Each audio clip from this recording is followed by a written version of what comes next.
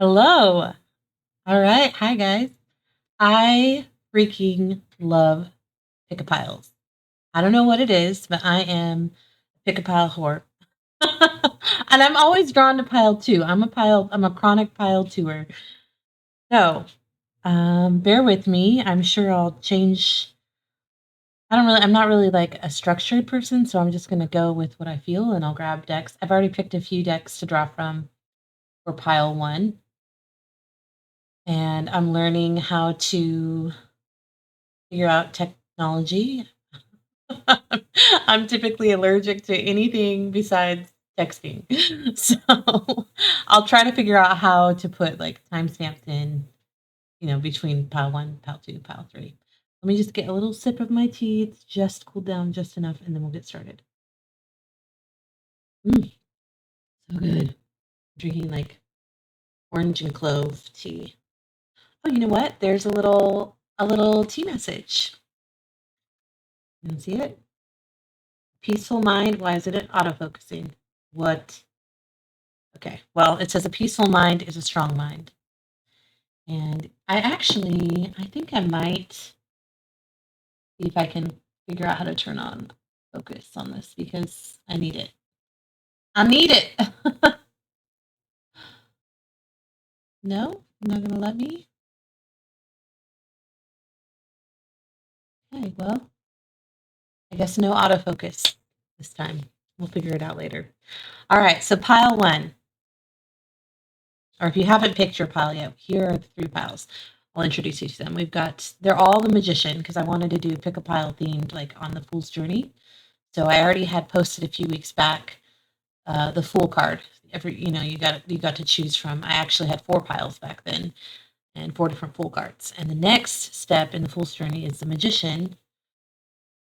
And the Magician card is all about basically being the architect of your life, like creating your own reality with everything that you already have within you. The Magician has all the tools of the tarot at their disposal, right? There's four suits.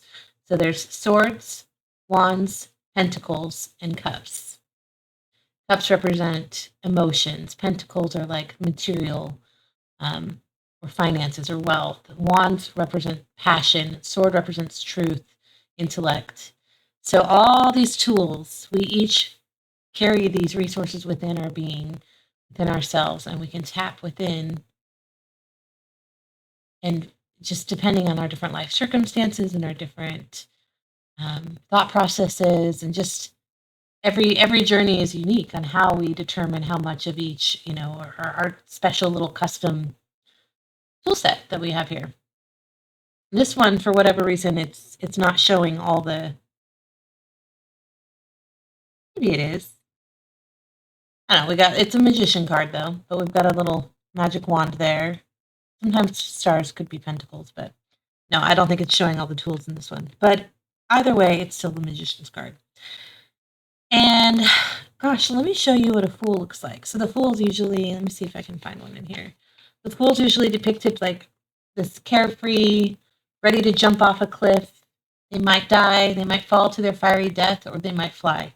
They don't know, they don't give it much thought. They're just excited to embark on this spontaneous new journey. And usually it's depicted with like a little dog, little companion alongside, as well as like a knapsack, on a stick, like tied to a stick. I know there's got to be a fool in here. And it doesn't look like they are taking much with them on their journey, right? This little tiny little bag and a little companion, and then they're off. Here we go. Here's a good depiction. So here's what the Fool card. This is the beginning of the Fool's journey.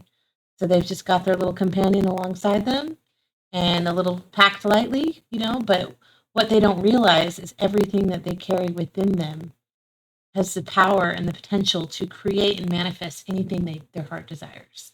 So this little packing light is so appropriate because you have everything within your being, within you, to create the life of your dreams. And that's what the magician is all about. So we have embarked already on our Fool's journey. Now let's take a peek into each pile and see what you are currently manifesting in your life on your fool's journey. All right, so let me introduce you to pile number one. And I apologize, I don't know gemstones at all. I think they're beautiful. Really pisses me off when I hear religious people try to like bash them and say they're, it's wrong to like crystals or whatever. I'm like, all right, well, let's open our Bibles up to the book of Revelations where it literally talks about how there are 12 walls in heaven made. Each wall is made of a different gemstone. So don't come at me and tell me that gemstones are satanic. They're literally part of creation and carry their own energy. One of these, for one, we have this magician card.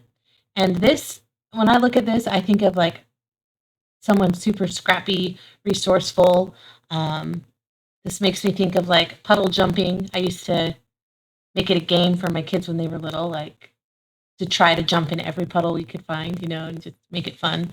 But this just makes me think of someone who's just really, really super resourceful with the world around them and is able to just find beauty in the mundane, find a way to repurpose. Like if you relate to being able to create beauty and treasure from junk, if you're someone who loves to go thrifting and you can take a broken toilet seat and turn it into a beautiful planter for flowers. I'm somebody who's like that, so I relate to that. I could see the most disgusting, ugly building ever, and instantly I can look at it and see it completely restored and beautified. This gemstone that I paired with this card is rainbow fluorite, and I did buy this in Plano, Texas. It broke off of a larger piece, which is this piece right here. Is that how it goes? So it broke. I was so sad when it broke, but I mean, it is what it is. I bought this at a thrift store. It was like a big giant. Now I use it as a coaster. It's over here off camera for my tea or my water. But we have a little piece of it, and it's broken, but it's no less beautiful, right? We've got this vein going through it. And actually, the broken pieces gives you a new perspective, gives you more insight. Let me pull more natural light in. I feel like it's so dark. Yeah. So I feel like our broken parts allow a new perspective, right? So what you may view as a flaw, others can view as just a way to really appreciate your beauty from a different angle that no one would actually ever be able to see otherwise had you not been broken, right? Like when we crack, I can't get over like I was messing with like the camera settings trying to get like a good crisp, a better, like a more focused picture, and then I was messing with like brightness and exposure, and I think I fucked it all up. Well, today you get a whole new perspective for my mistakes. So, I look like I have Oompa Loompa hands with my little chubby sausage fingers. They're so squishy. So funny. Whenever I lose weight, my weight fluctuates a lot. My fingers get skinnier. Like the first place I can tell I'm losing weight. But anyway, this is rainbow fluorite. I got this in Texas while my kids and I actually we were living in hiding, living in different Airbnbs, a different one every month. We made up our own names. We didn't steal anybody's identity. I just said, what do you want your name to be? What do you want your name to be? What do you want your name? We just made up our own names, and we did life with the world around us, and no one knew our true names. Because we had to hide from my ex-husband, whose parents are like multimillionaires and paid off judges and family court systems. And the goal for us going into hiding was to protect my kids from some pretty crazy circumstances and abuse. So that's where this comes from, was that season of my life where I guess the broken parts of me were in hiding, right? Nobody knew really who we were or what we were doing, and they could see from the outside, oh, what a cute little family. My son was in this basketball league. He was a point guard. You know what I mean? Like he was just like little basketball star. My daughter was the lead in all the musicals. I had her involved in this. I found this homeschool program that was actually really well done. And she was Dorothy in Wizard of Oz, and we all worked together at this little cafe in Plano, and this in the same parking lot at the restaurant we worked at. There was like a big thrift shop place where people had different booths, and somebody had like a little cabinet full of gemstones, and they were like 70% off. So I grabbed this little beauty for $20, and it has like, I don't know what this is, like little oats, something like stuck to the side. Neat. This window, I just feel like I need the natural light. Curtains, there we go. Okay. So that's the story behind this one. Really scrappy, right? Scrappy, resourceful energy. And it reminds me of that season in my life where I had to be really creative on how to survive without a social security number, without a real name, without having my kids in school because we would be found. Everything is, you know, everything. Yeah.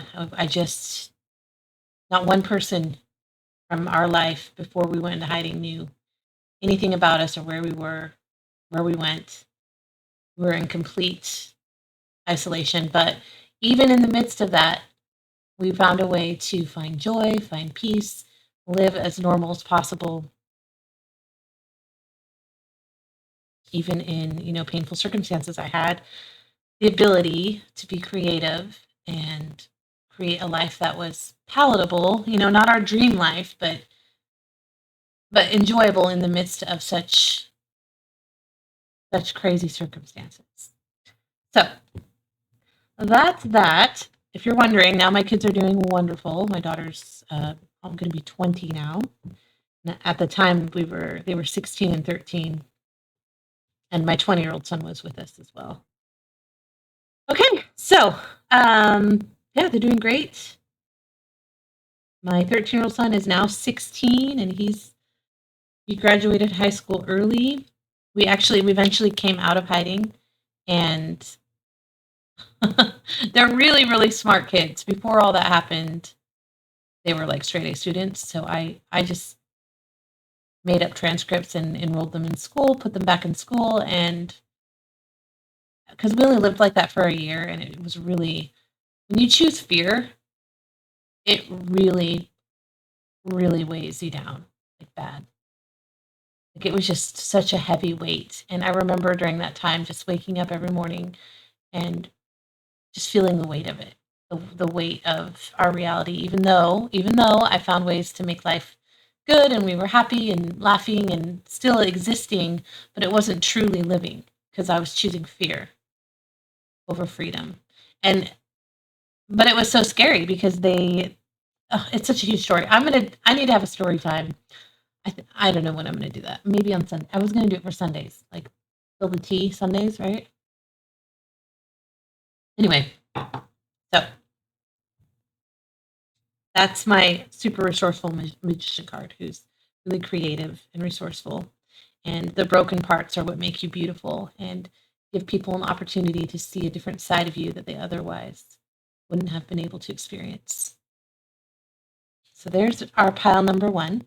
Pile numero dos, the magician.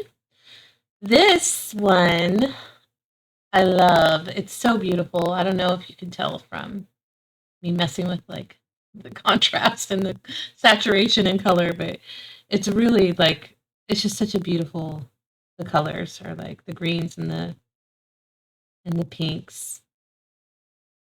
I love this one. This reminds me of a garden. I went to the Netherlands for 3 months fairly recently.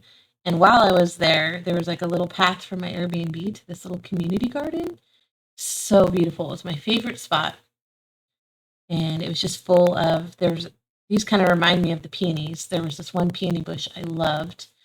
And it was beautiful. It's just the most enchanting, beautiful like garden I think I've ever seen. And I've been to like big major, like big city, like, oh, our rose garden, blah, blah, blah. But this stone is from the Netherlands. I bought it in the little town of Buren, where the king is from. It's where all the royals are from. A little tiny, I didn't even know. I just picked the best Airbnb I could get for the best value, you know? And I ended up in some like super historic, beautiful fairy tale village. Unfortunately, I didn't see much else other than that village for 90 days because of other circumstances, but I won't go into all of that. But this card elicits a sense of peace and beauty and calm. Like this reminds me of like hustling. Like, I'm a hustler, baby. Like, okay, we can do this. We can like scrimp and save and get and do and like we can in survival mode, we can be resourceful and find a way to make beauty from ashes, right? And this is like, to me, this gives me a sense of coming from a place of peace and serenity and emotional stability. And even though like the table that's being depicted is a stump, like a tree that's been cut down, there's still history there. Each ring in that tree is a year of life, of memories, cellular memory. Like trees hold so much. They just, I feel like they just root in and hold. They're like placeholder, not placeholders because they're more important than that, but like they just anchored, and that's what I'm looking for. They anchor down history and remember for us. You know, they anchor down through centuries. But this tree's been cut down and is used as a table, but there's power in that because even with a tree cut down, I'll walk up to like a stump or whatever. If I sometimes I feel certain trees like calling to me and I'll walk over and just place my hand and say thank you and just wait, you know, like a minute. And sometimes I'll get downloads or sometimes you just feel like a surge of energy or just some silent exchange. It's an energetic exchange. But even with a tree being cut down, the roots are still below the surface. They're still connected to the mycelium, to like the network underground of information throughout all of history, through across the world. So it's like it's almost like this tree is acting like a boost, like an energetic booster to her power, right? So it's like amplifying what you already have within you. Yeah, I really like this magician card. And I'm a pile number 2 girl. I don't know what this gemstone is, but it's like white with little green specks. Actually, I didn't get this in Buren. I got it in a neighboring town. And I can't remember the name of that town. It had the best little Latin restaurant there. Yum, I want one. Like I would get this taquito thing. It was so good. Okay. So that's pile number 2, that magician card. The pile number 3's magician is a cheetah. Look at this little guy. He just looks like fabulous with his little bow tie. And like he is ready to perform his magic trick, his magic show. So this really makes me feel like, and then I pair it with this rock. I found this in a Walmart parking lot. It just in with all the rocks for the landscaping in the parking lot. Like I don't know. I just glanced down and it was like glowing at me in the midst of all the rocks, and I just reached down and said, "Thank you. You're coming home with me." I have no clue. Like I don't know. It's just so cool.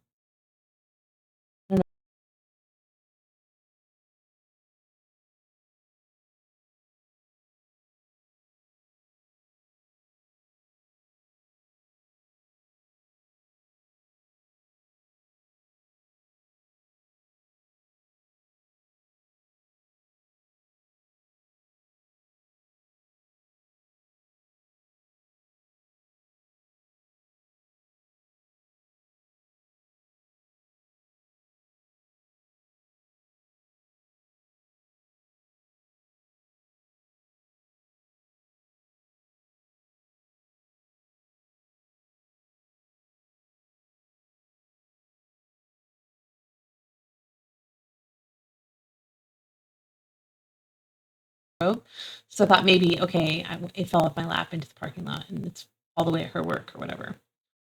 So I left Walmart and I drove all the way across town back to where I had gotten out of the car to switch to drive and looked all over the parking lot. Couldn't find my money there either.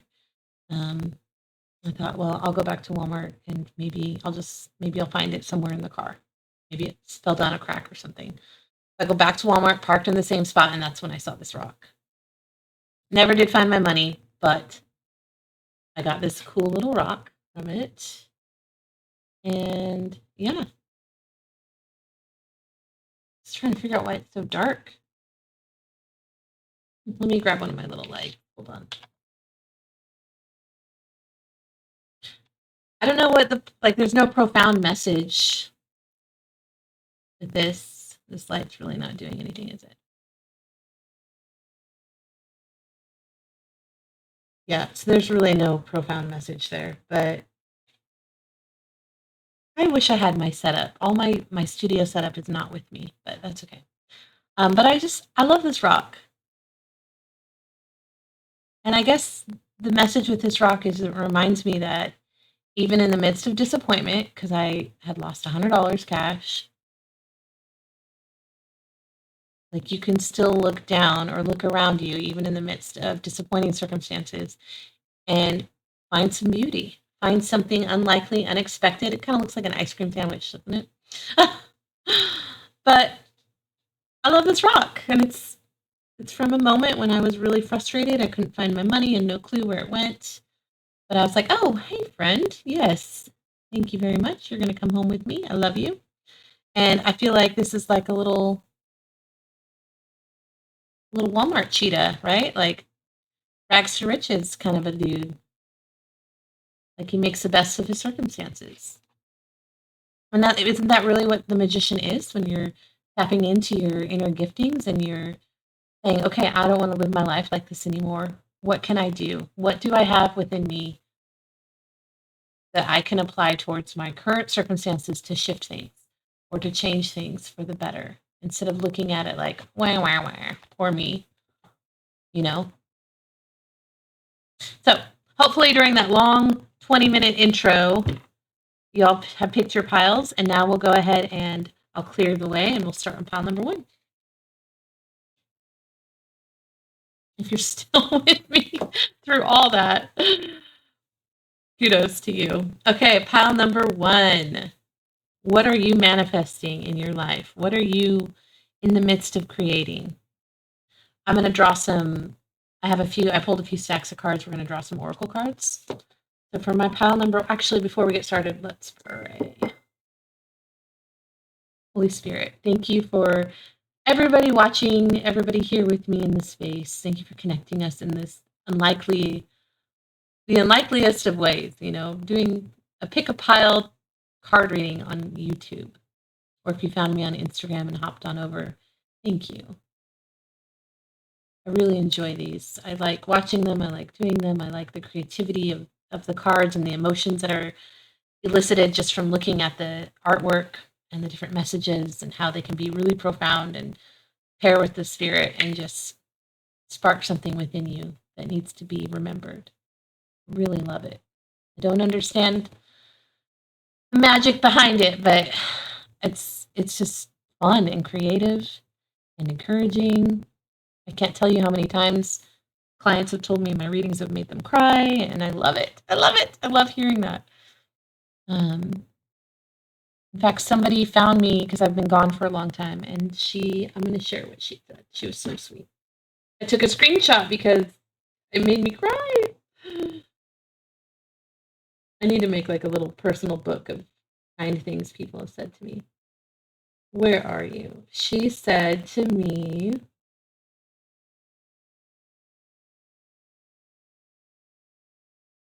if I can find it. Oh, here it is.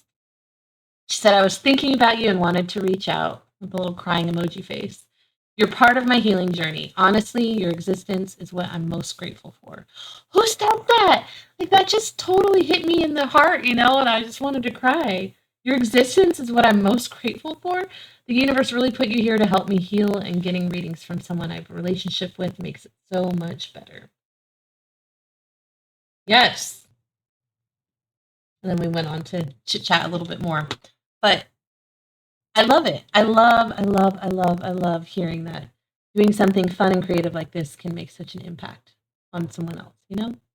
And my own stories, if my own stories help or, I don't know, give somebody encouragement or just to know, like, oh, damn, she fucking went through that with her kids. Like my kids and I going into hiding. Without going into more detail right now, like, so we originally like fled Oregon to Texas because stuff came up in my daughter's therapy and I did all the right steps and then all the evidence just disappeared like magic, like poof. And the judge ordered my kids to continue their visits.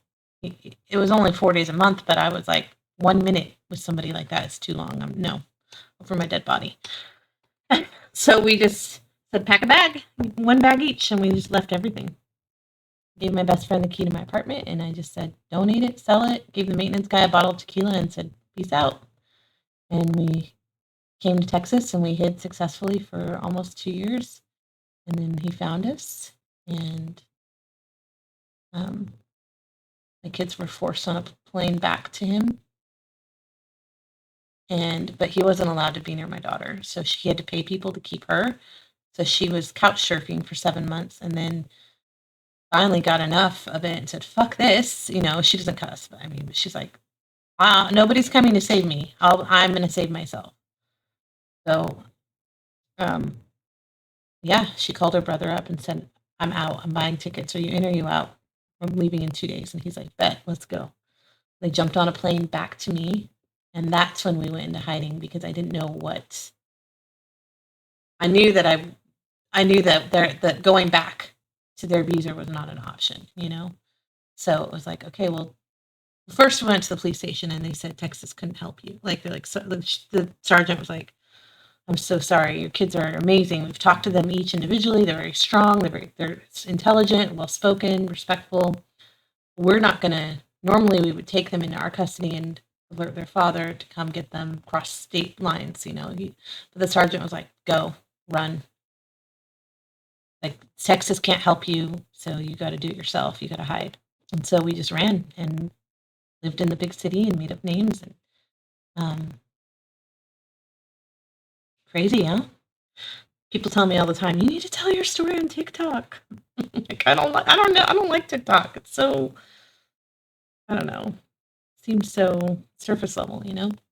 But anyway, I digress. So, Holy Spirit, thank you so much for this space, for even like directing me to this. I never in a million years would have thought I would be doing card readings. But thank you for developing my path to bring me here right now to this moment. And I just ask that you would bring peace to every heart listening right now with me. No matter if it's now, 10 years from now, 6 months from now, whoever comes across this video, these messages are timeless. The hope, the peace, and the love that floods your system right now, just from hearing my voice, just from hearing this prayer, is real. And it's for you. And I bind anything negative. I bind any unclean spirit that exalts itself against the true knowledge of who you are, Holy Spirit. And we loose the supernatural power of your love, your joy, and your peace to flow through every fiber of every person watching, everyone who's hearing this right now. Just flood their cells with your love and your peace. Right now. Body, soul, spirit, heart, mind, will, and emotions. Just blanket them with your love. Let them tangibly feel your presence. And help me to shelf my own thoughts, my own life circumstances right now so that I can just be a clear conduit and just be fully present and fully able to connect the dots and weave together the message that needs to come forth. Thank you. All right. Finally, let's get started. Okay, so for my pile number 1. Let me get another sip of tea. I can hear it in my throat. With the rainbow fluorite, the broken piece. My resourceful hustlers out there. who in the midst of like heightened survival mode, you can still find solutions that are better than what most people can figure out. All right, what do we have for my pile 1? I think also, guys, ooh, you got the Moth Spirit, the Surrender Now. This is really saturated, the color. I'll have to fix this later, but we got the Moth Spirit. And I think what I need to do is I need to set a timer because I've got a little 30-minute timer. Because otherwise I just talk and talk and talk and talk. All right, so Surrender Now. Number 39. With the Moth Spirit, we're going to keep going though. I've got these little cute little baby cards. Pile number 1. Ooh, we got 2. We got the White Feather. Oh my gosh, speaking of the White Feather, my favorite person that I love to listen to who does pick-a piles is White Feather Tarot. I love her so much. She's got the most gentle spirit. She's so intelligent, and I don't know if like in her real life she does like psychology or something, but man, she's good. And her readings are just so peaceful. I love them. And then we have productivity. She even has a productivity cookbook. How funny! The White Feather with productivity. For maybe somebody watching this right now, then maybe this is your message to go over and snag one of her. She's a productivity.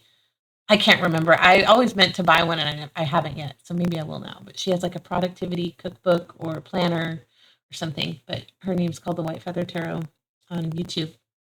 Interesting. The White Feather and productivity.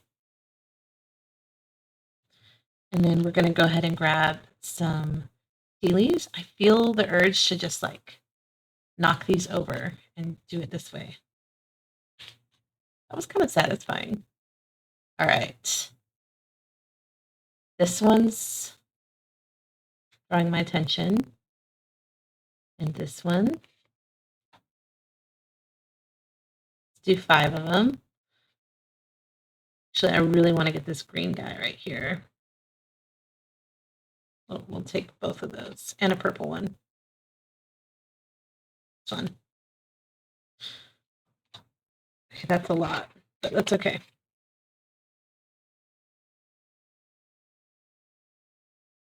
We haven't even gotten to the tarot cards yet. And I want to get 2 from here. No, we'll get 3 from here. Pile number 1. 2 more, please. 1 more. Lovely.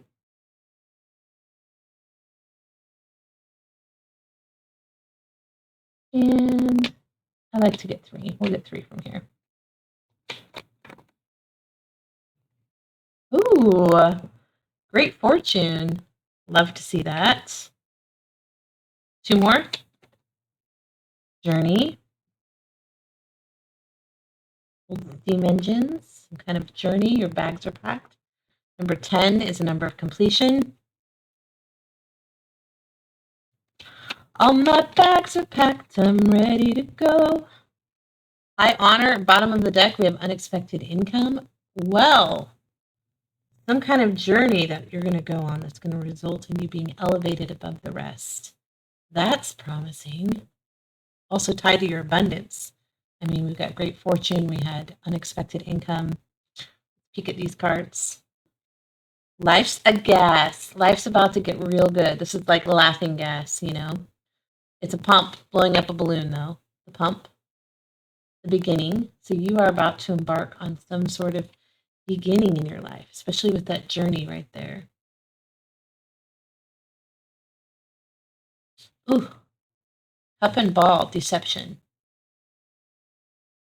Cup and Ball, Deception. I've seen this card 100 times. This is one of my first decks that I got when I first started reading.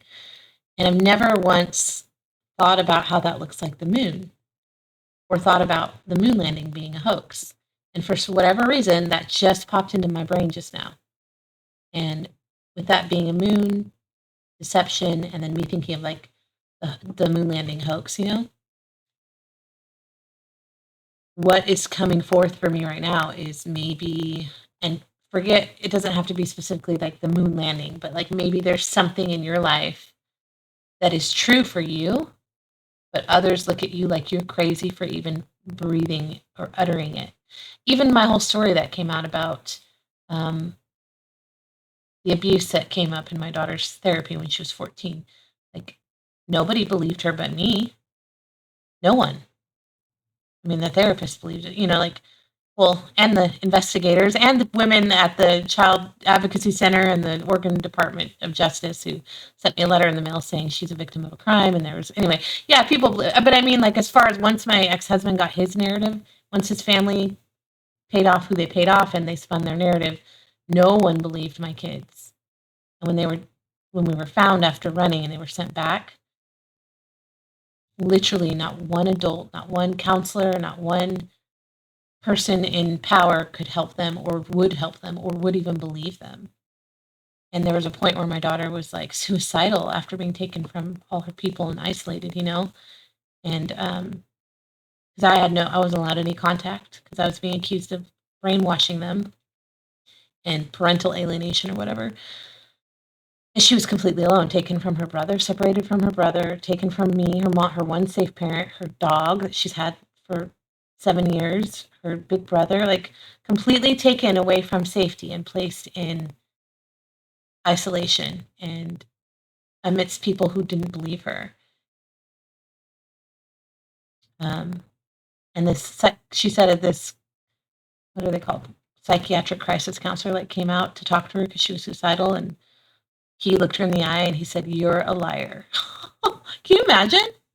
He said, "You're lying. You're just saying this to try to get back to your mom. It's not going to work. Nice try." Somebody who's like crying out for help, like who was at her lowest point, and to be looked at by people who are meant to help and be told you're a liar and this is all in your head. Your truth is not truth. So maybe you're experiencing something similar to that. Maybe normally I just usually take this card at surface value and I'm like, oh, there's somebody in your circle lying to you, beware. But I feel like this is about you speaking your truth or you revealing, like lifting the cup, the cup and ball, disappearing ball trick. You're revealing something. You're lifting the cup up. You're revealing the broken parts of you. And instead of somebody holding that with care and reverence, they just dismiss it. They're like, that's not true. Nice try. I don't believe you. And the strength that it took for you to even fucking lift that cup up, to even reveal or let somebody in to even see the cracks or the perceived flaws or brokenness, parts of you that you've tried to hide for forever. And then the strength that it took for you to finally like share it and expose it and then to just be dismissed. That's hard. That's fucking painful. So I really feel like that's what this card represents. That's going to tie into your reading. Oh, take a chance. Oh. Light, which I don't think it was doing anything anyway.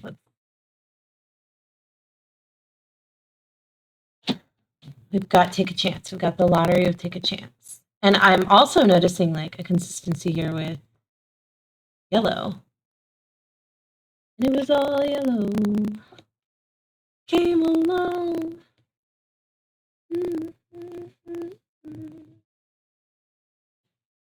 And all the things you do. Who sings that? It's a Coldplay? They were all yellow. Your skin, oh yeah, your skin and bones. I mean, there's the number 424. It says the lottery chance.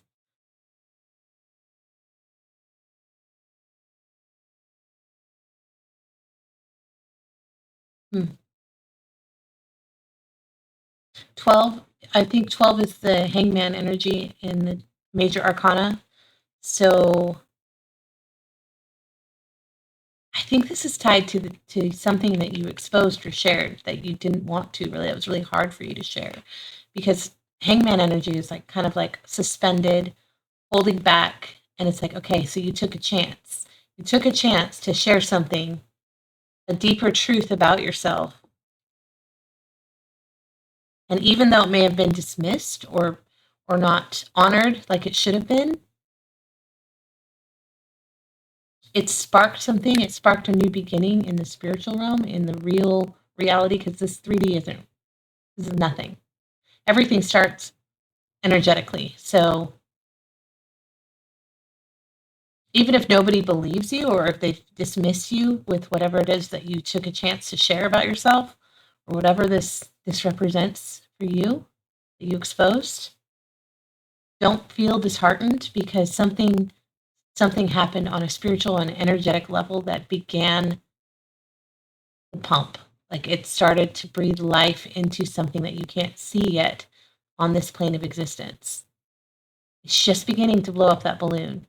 And balloons signify what? We use birthday balloons, we use celebrations, they're for partying, for celebrating, for joy, for laughter. Life's a gas, laughing gas. Like, there's joy coming. You took a chance. And on the surface, it seemed like you were dismissed, degraded, berated, whatever, not believed, or ew, or like it seemed like it affirmed your worst fears, like it reaffirmed why you were hiding it to begin with. Don't believe that, because it did something else that you don't know yet. And it's going to come full circle and actually bring you and lift you up to a place of high honor, resulting in great wealth, great fortune. Bottom of the deck, what was it? Unexpected income even. Wow. So there's this journey you're about to embark on that was sparked from you being brave and sharing a truth that wasn't honored properly like it should have been. And I'm sorry. If that's you, I'm sorry that you even had to experience being laughed at or dismissed or treated like, I don't know, like less than, or like what you shared didn't matter, or that you were crazy. You're not crazy. And it's going to come full circle, and you're about to be elevated publicly in a place of high honor. Not just honor, but high honor. And this is all going back to, you have to remember, what are you manifesting in your life right now? You manifested this. It's coming. This great wealth, this great fortune, the high honor. You manifested the start of this journey. It's like dipping your finger in this little pool, this little puddle, where others would see like a dirty rainwater puddle. You're seeing possibilities and magic from the ugly, from the gross, from the dirty. And it's like you stirred that up with just one little teeny tiny action. You poked your finger in that puddle, and you created this little whirlpool. It's going to ripple out and ripple out and ripple out. And it's causing an energetic shift in your life. Where once there was shame, you took a chance, and you literally created this whirlpool that's growing bigger and bigger and bigger by the day, by the moment, by the hour. It's going to result in such great honor and fortune and reverence for who you are, for your story, for what you've been through, for the cracks that you've been too afraid to share in the past that you're now going to unapologetically open up and share anyway. I think this is the beginning of a really productive time in your life. And this makes me think of is, yes, an artist, but it also makes me think of like storyboarding. Like, imagine this little octopus on the other side of this card. There's a big white wall or a whiteboard or some kind of, like in the movies where they have like strings pinned across, connecting the dots and connecting thoughts and patterns. You're literally creating, I think you're storyboarding, or you need to storyboard your life, your story, and get it out there. And you're not alone in it. You've got this, it's clutching this little daisy. Well, this white flower matches the white feather. And it makes me think of purity. There's a purity of your story, of your heart, of what you've been through. There's purity and there's strength in it. And you're not alone in it, because this is symbolizing, to me, this white feather symbolizes spirit's presence. Your spirit team, your spirit guides, God, creator, whatever you want to call it, whoever you imagine supports you spiritually in the unseen is with you through this. And I really think this is a very specific message for somebody out there who needs to start connecting the dots of your life story and organizing it so that you can continue to take a chance and be brave and expose all the little hidden things that others may laugh at or may have already laughed at or ridiculed you or called you a liar or whatever. It's time. It's time. It's time to keep pumping air into that balloon because celebration is right around the corner as well as good fortune. Shoot, we haven't even started your reading yet. Let's go ahead and read about the moth spirit. Number 39. It's really bothering me that I messed up the color and I can't fix it mid-recording, I don't think. I'm going to try one more time. Properties. Configure video. No, it's not letting me. Mother. Okay. Oh well. Moth spirit. Surrender. The surrender now. What is guiding you right now? Are you in alignment with spirit? Or pursuing something or someone with so much tenacity that it has become a compulsion or an addiction? Are you so intoxicated by a potential relationship or opportunity that you can't think straight? Hard work and dedication are virtues. You know what? I just have to laugh at myself. My little 30-minute sand timer is long gone. I don't know what, we're at 45 minutes, but it's been done and it doesn't even help me. So it's like, why do I even have a timer when I don't even look at it? That's so funny. Because we don't need to be restricted. We gotta just let the messages come and let spirit flow. And if people want to watch this, they can watch it. You know, if you're called to it, if you're watching it right now, then this message is for you and it was meant for you. And there's a double time. I always watch videos on double time. Okay. Yeah, what are you fucking doing right now? Are you distracted or are you honed in? Are you locked in doing your purpose? This is what you need to be doing.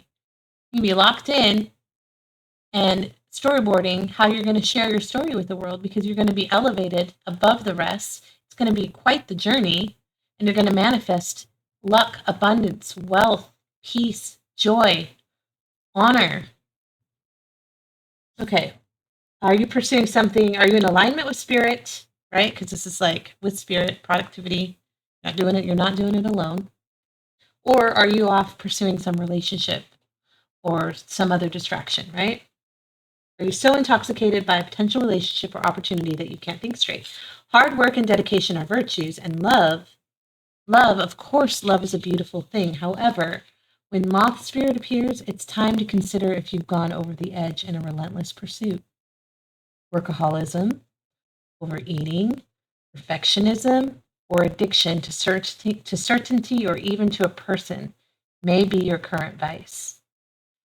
The form of your addiction does not matter so much as the awareness of the consequences of remaining persistent when moderation is needed. Let go of your excessive energy by channeling it in more than, I was reading it as like turn your energy towards yourself instead of on another person. I'm guilty of that. So I get that. But it says, let go of your excessive energy by channeling it in more than one direction. The fire burns hot, and you do not want to be engulfed by your passion to the exclusion of all the other pursuits that matter to you.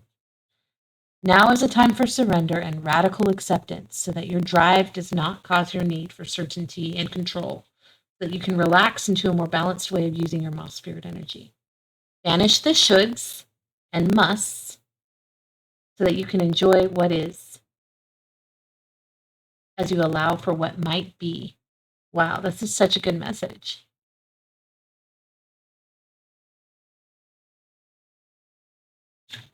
I mean, wow. So that could be for one group of you.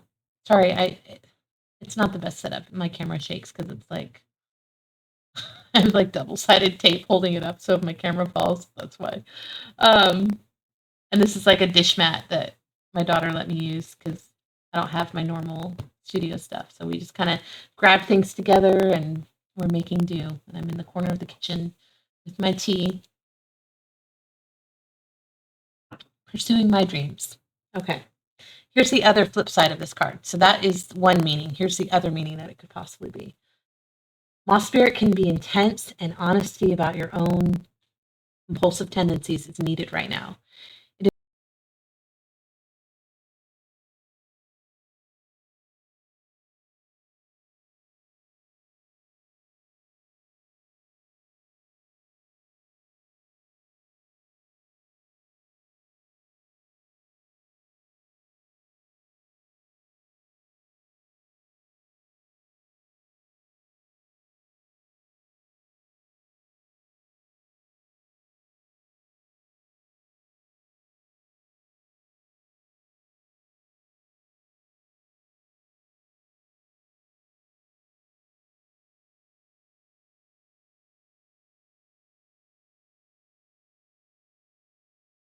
Think you are headed toward the light, but are really headed into a fire that will cause burnout.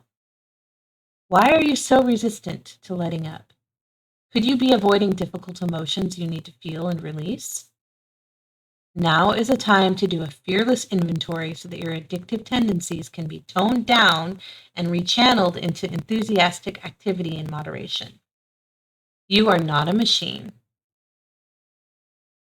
Listen to Moth Spirit's message that a change is needed to support your well-being. Maybe deep down you know you have become too attached to something and someone. Let go of your need to control the outcome and allow yourself to remember the many ways you want to channel your energy to relationships, to work, to giving to others, to self-care, and to all the other pursuits you value. Okay, it sounds like the same message regardless.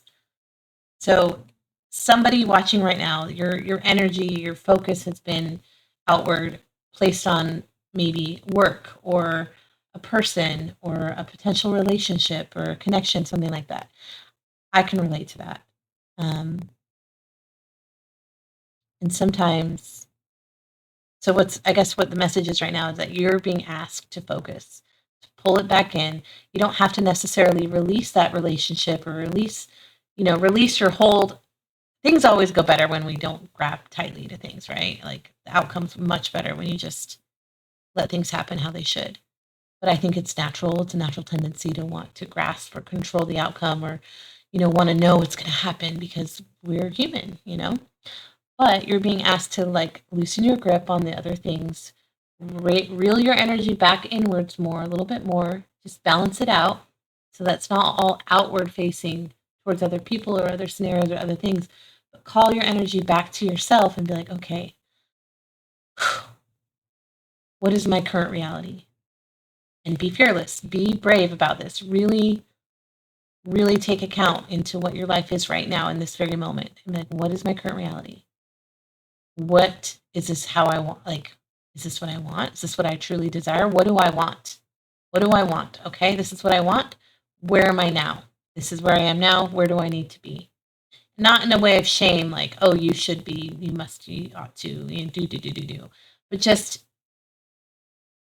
hold that vision for yourself that you like. I feel like we all have these hopes and dreams. So if you just hold that vision in your hand lightly of where you always envisioned it. For me, I'll share with you mine. My dream is to be in Italy. I want to buy a broken down, old, crumbling, historic, maybe. Not maybe, yes, something that holds like ancient history and character and just charm from like old world Italy and like the hill country or near the ocean. I don't know, somewhere with country hill. I just picture rolling hills, but also like ocean nearby because I need the ocean. But I have this dream for my whole life is to be in Italy, and I have this dream to like restore like an old villa or a farmhouse property where I can have like goats and chickens and like actually have animals, but also grow food on site. But I want to make like a destination property with like super luxe, like comfort, ultimate like elite level comfort, right? Like the best linens, the best bedding, the best place to come unplug, relax, recalibrate. I want to provide a place where people can come and heal, basically, but with a biological protocol with that incorporates all the different ways that we can heal naturally aside from big pharma. like with grounding, with breathing in fresh air, real food, connecting with nature, sun soaking, earth, grounding, earthing, cold plunge tubs, red light therapy, sound healing, like singing bowls. I've always wanted to learn singing bowls. I want to do that so bad. What else? Oh, I ordered an Opus sound bed, so like I could have like a little meditation room set up. Just all the things that facilitate healing at a cellular level and a spiritual level. This is all interconnected, right? Body, soul, spirit, heart, mind. That's why I always pray those things, because it's all like this intricate web that's connected. Your will, your thoughts, your emotions. Your emotions, did you know your emotions carry chemical properties, and you're literally poisoning your physical body with what you think and how you feel? Like there's direct correlations to your thoughts and emotions to physical dis-ease in your body. But anyway, I digress.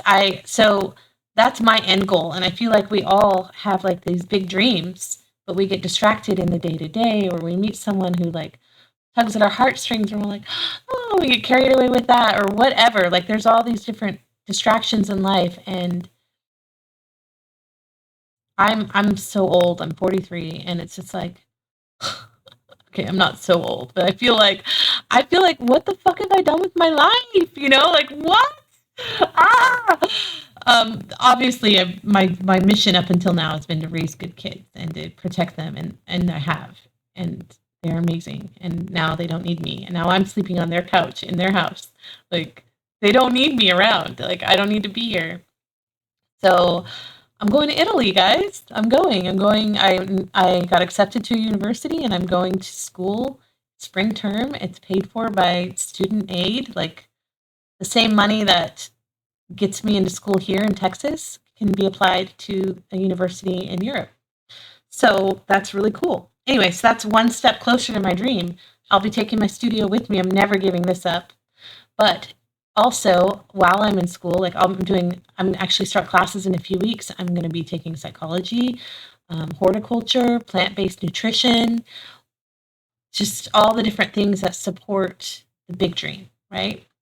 And so I had to take a moment and sit down and be like, okay, what do I want? Where am I at? Okay, I'm crashing on a couch in my kids. My daughter and I I was on the floor. There was no couch when I first. Anyway, it's a whole long story, but they had to move when I was in the Netherlands. It was a whole horrible situation that came about, but it's my fault. I I thought I had like tax returns coming and they never came, and I still need to find out where that money is. But anyway, I left and thought that money would come and could pay the rent while I was gone, and the money never came. So then they had to find a little place to rent on their own, and they did, and I'm proud of them. They handled it like a boss, but I felt so helpless and being out of the country and dealing with my own set of circumstances that were not good. And I just felt powerless to help them. So when I came home, I didn't come home. My stuff is still in boxes, and I like wear the same clothes every day. But I'm here, and I just had a moment where I was like crying in the bathtub. I was taking a bubble bath. My son and I had just gotten to an argument, and he was like making it a point that I was in his home, and that was really painful because that was never my intention, was to like drop the ball. I'm crying. Ugh. But even the circumstances that are less than ideal can be used to direct you towards your purpose, like did I want to disappoint my kids in the way that I did? No, I didn't, but that's how it unfolded, that's how it came about. And it led to that moment where I'm in this bathtub crying my eyes out because I felt unwanted by my kids that I had fought so hard for and protected my whole life. Like I guess it was just a moment of like us like clashing egos, and um, anyway. But while I was like crying in the bathtub, and I'm just like, what do I fucking do? I'm not even like wanted here. Where I've found, when all the world is burning down around me, I've found comfort and home with my children. And I just had hit this realization, like, I've been codependent on them. Like, I have looked to them to fulfill my emotional needs or find value or identity. And it's like, I'm not just a mom. I'm more than a mom. I'm a woman with dreams and goals and desires. And you have goals and dreams and desires. And you're being asked to put your energy and your focus on you and what you want, and what you can be doing right now in partnership with spirit, with God, with the universe, whatever, with your ancestors. You're being called right now to rise and take action, however small, towards this big dream that you have, and to call back your energy, take back your power. You're already doing it. I feel like someone watching has already done something. And they may have regretted doing it, but what you don't realize is that you began that chain reaction already, and things are in motion now. So be proud of yourself and keep doing it. It's like a muscle. The more you do it, the easier it gets. Keep sharing, keep speaking your truth. Keep creating. Whatever it is you're feeling called to create right now, do it. Because all the universe asks of us is to take action.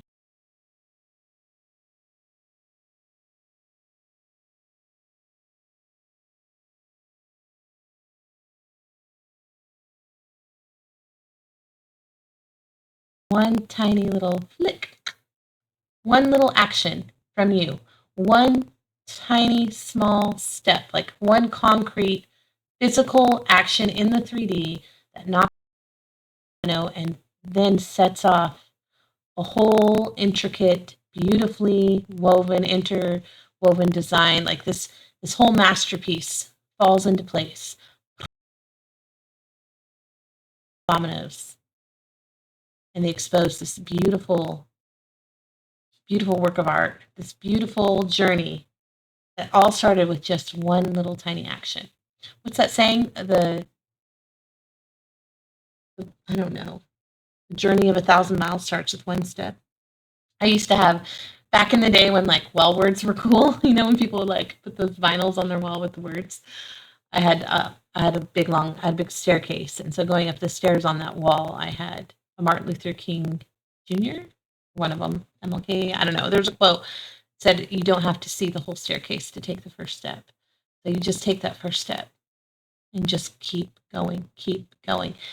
And really, if you just do the first step, you're supported by angels, by your spirit team, by creator, by the universe. You're supported and you're backed all the rest of the way.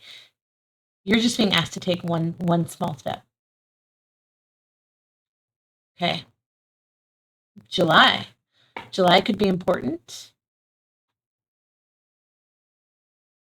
How am I an hour in and I haven't even started the tarot cards? We have love. Oh my gosh. So maybe somebody out there is putting effort and energy towards a potential romantic partner, or maybe a divine counterpart even. Maybe it's more than just a fling or someone that you like. Maybe it's someone that's destined to be a part of this journey with you. July could be important when it comes to love. Plenty of material things. You're going to be provided for, so don't worry. You are provided for. You're divinely protected and provided for. New job, new career. We have this pin here. New job, new career. Angels, spiritual guidance, protection from harm. Yeah, I really feel like you're protected. You're teamed up. Like, as you do whatever you're called to do, whatever you're called to create and manifest, you're literally like protected. Be careful. Do not take risks. Okay, well, that's why I really feel like storyboarding or something to do with planning, like really thinking things through and planning it out in, hand in hand with spirit's guidance. Be careful. Bird flying. News is on the way. Maybe one day I'll fly with you, fly on, fly through. Didn't I sing Yellow? So Coldplay maybe could mean something. My daughter's dog is starting to bark. Sorry. in advance.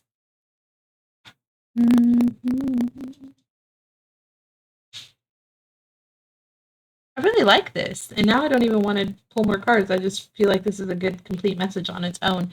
But we will. I can feel my throat. Hold on.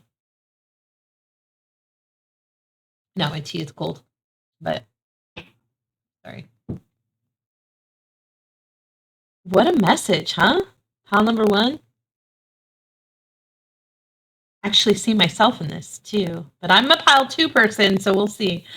But, oh, love. I wanted to pull some love cards for you. Let's do that real fast.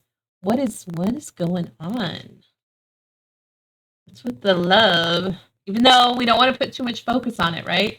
Because you're being asked to call your energy back from wherever you're investing it right now. So if there's a person in your life that you're smitten with, it's okay. You can be smitten. You can have feelings, or maybe you're stressed out about the connection. It's okay. You can hold love and ache at the same time without giving it all your attention and all your energy. Something I've learned the hard way over the years. All right. You don't want to like turn off the faucet, right? Because love is not supposed to be divvied out. It's just free flowing. It's never ending. You're not going to run out of it. Give all the love. And don't hold back out of fear, but also just be wise with the output of energy. Like if it's so much that you're to a detriment of your own progress, of your own like evolution, then you've got to recalibrate that and turn it inward more for yourself. All right, what is up with pile number 1 in love?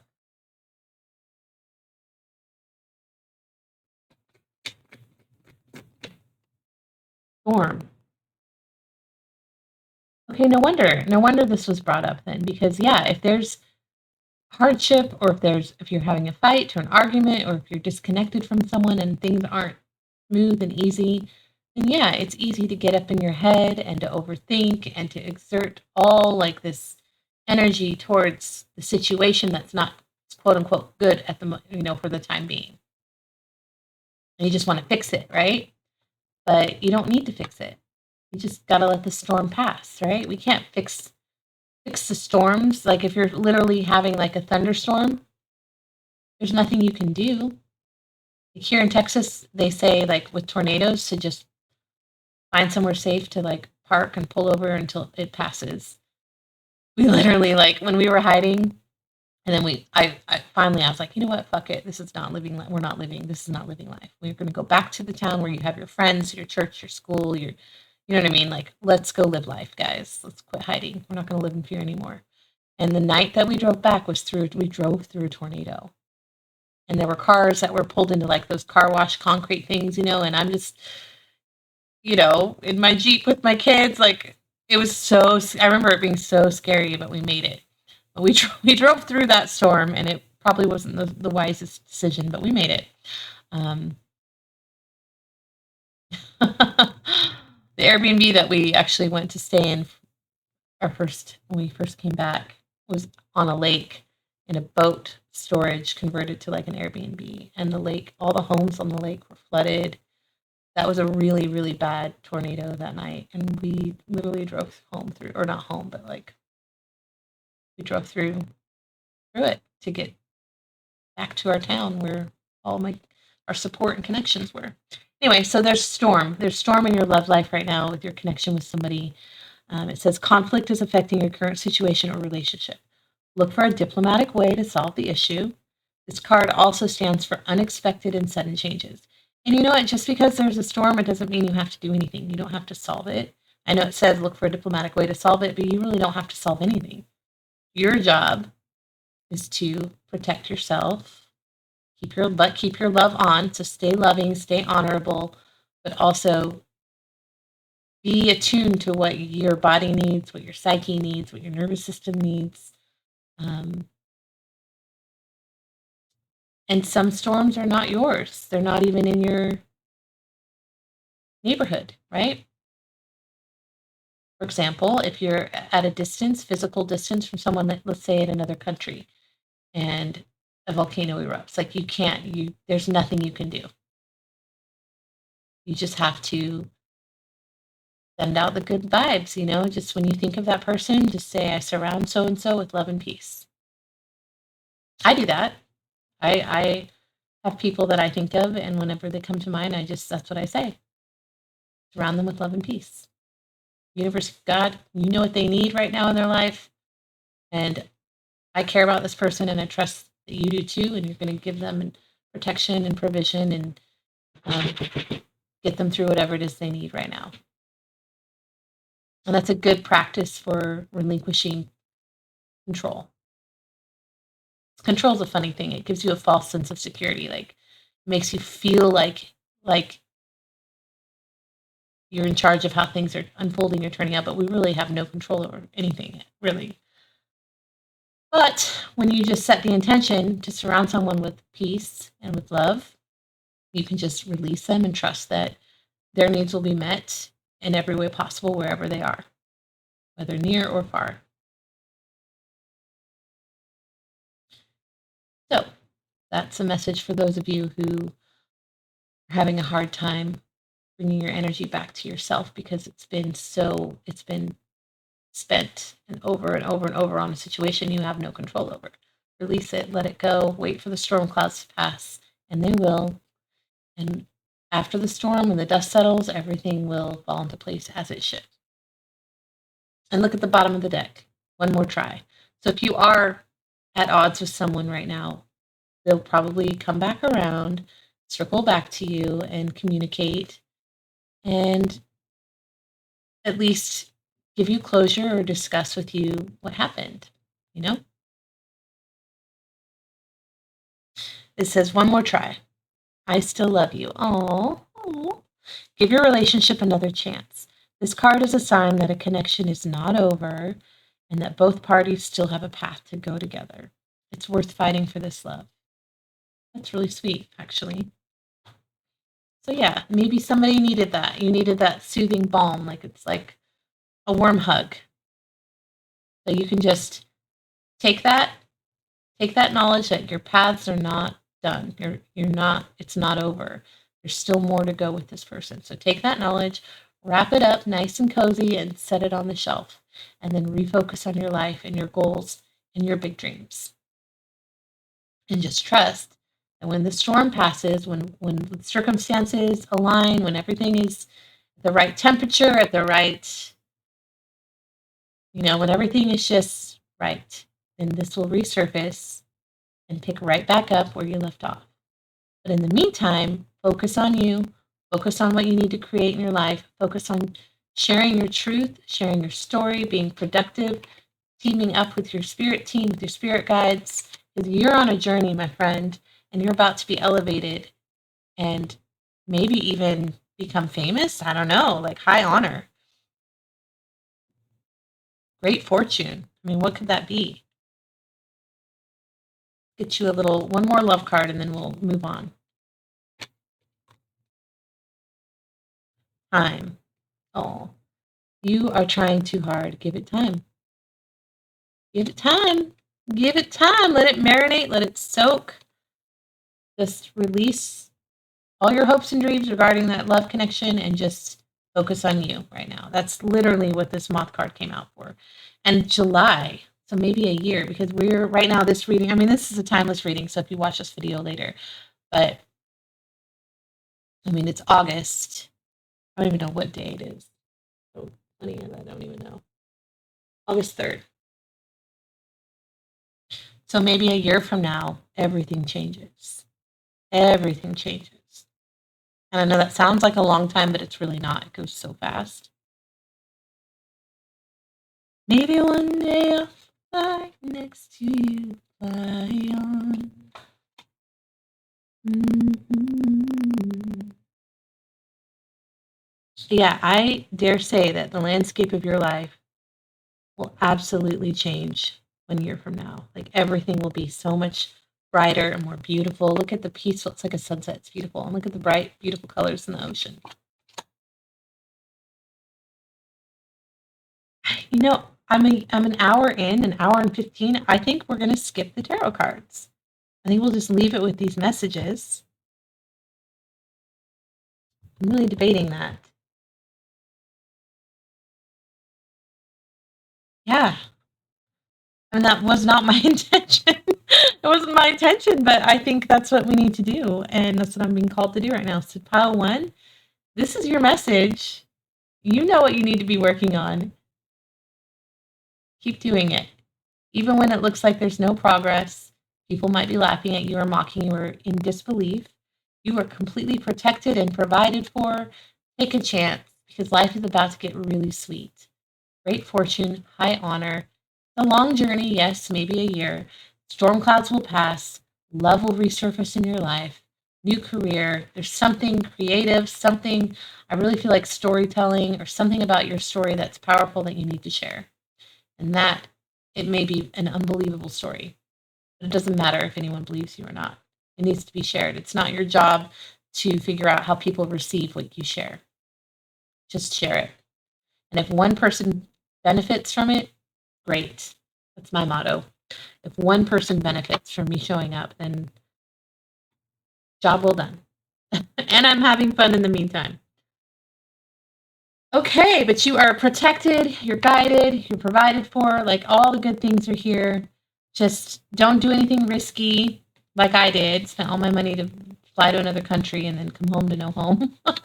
But even the thing with that though, even with the failure, epic failure that was, and it did damage my relationship with my kids, we've never fought. And like when I came back, they didn't talk to me for like 3 days. It was Mother's Day weekend. It was horrible. I hurt them so bad because of my choices, and I didn't, that's the last thing I would want, you know.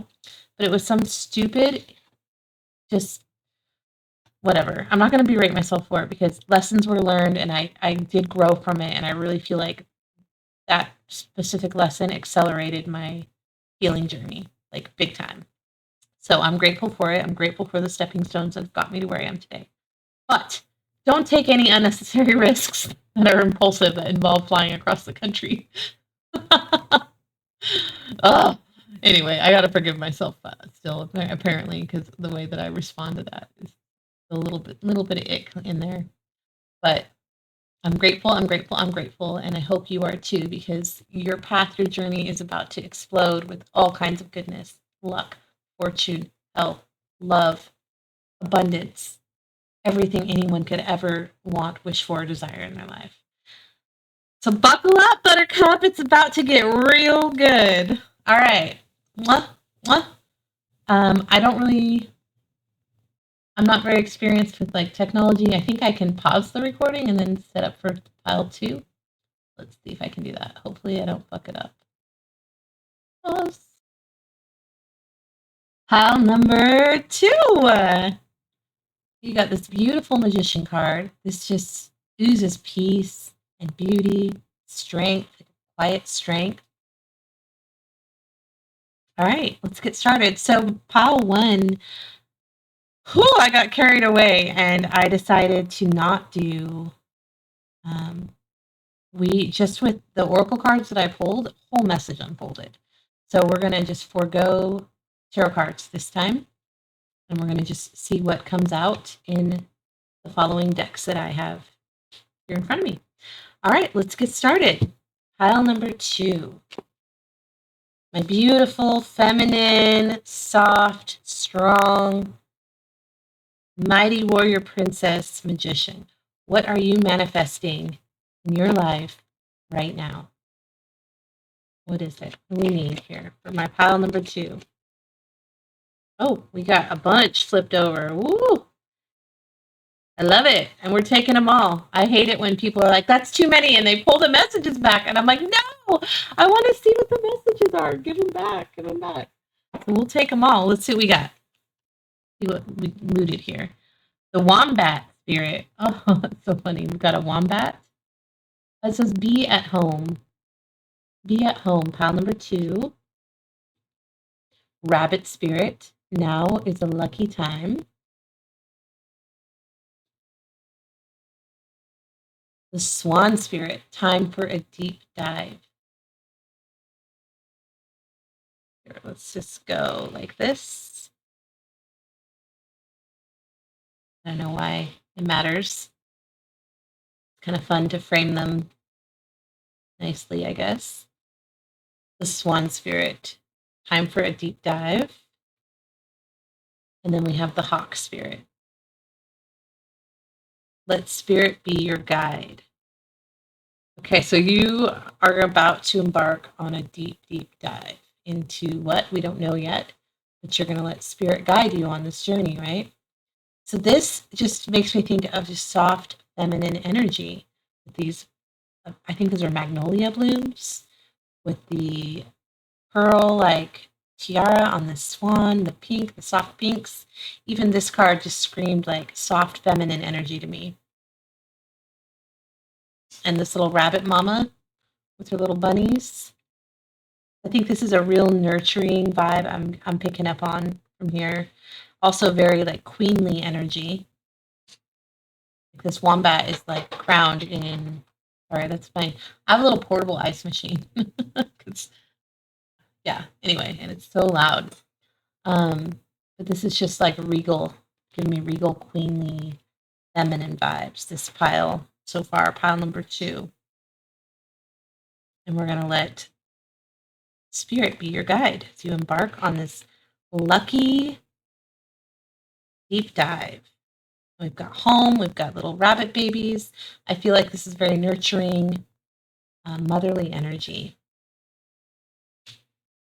What else do we have here for pile number 2? Ooh, coffin. Occupation.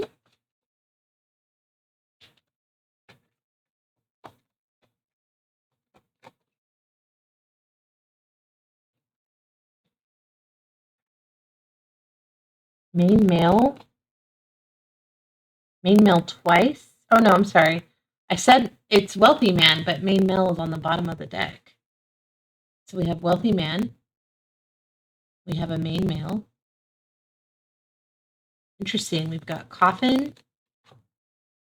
despair, and occupation. I'm going to take the bottom of the deck there. Interesting.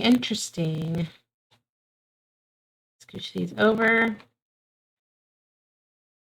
So the main male, I'm sorry, no, the wealthy man just fell out on top of the coffin. So there could be some kind of ending. It doesn't necessarily mean death exactly. It could just mean what my eyes are being drawn to is the stained glass window behind the coffin. It really looks like a daffodil, doesn't it? And I'm thinking of springtime, like daffodils blossom through the snow, like right at the end of winter, first signs of spring. So I feel like you could be suffering currently from like separation or loss or a divorce or separation or even a literal death from a masculine family member. We have be home. Main male, so I feel like these are the same. These just feel same energy to me. Like whoever this wealthy man is, it's a main character in your life story. We have despair. This really actually could be like literal physical death. The coffin. Be home. An occupation.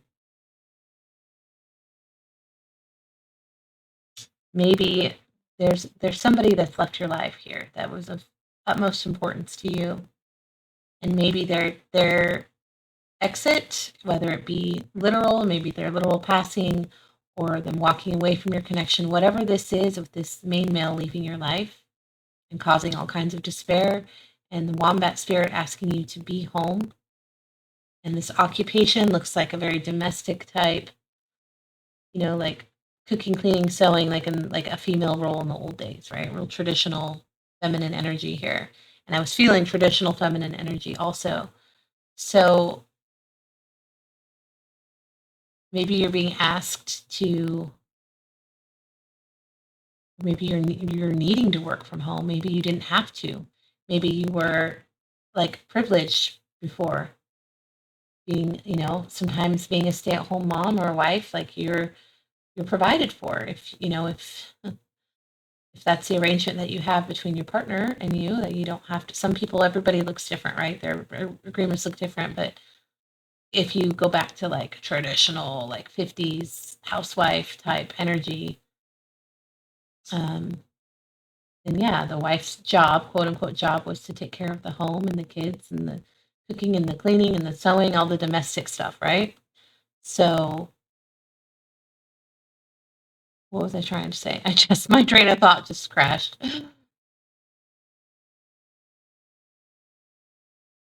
Oh, I know what I was saying. Maybe you were really, really privileged with wealthy men where you didn't have to work. And now maybe you're having to go back to work or having to find yourself, at this unexpected, juncture in your life where there's loss of money, loss of support, or maybe even a physical, like a real death, a loss of a partner, somebody who was supporting you financially. And now you find yourself just in complete despair in new territory, having to work, having to put your time and energy and effort into survival mode as opposed to, a time of luxury and ease. But what we have here is a lucky time. Let's not forget, we have lucky time. We have a time for a deep dive. Let spirit be your guide. We have magician energy. And the whole point of this reading is to know what you're manifesting right now. So if this is the backstory, what you could be manifesting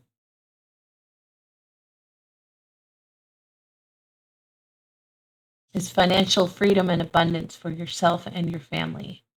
There's one bunny here. You don't see a mommy and daddy bunny. There's just one bunny with the baby bunnies. So maybe you're manifesting provision in a way that isn't draining you of your life force, of your energy, or sucking your soul. There's despair here. There's energetic heaviness that I'm definitely feeling.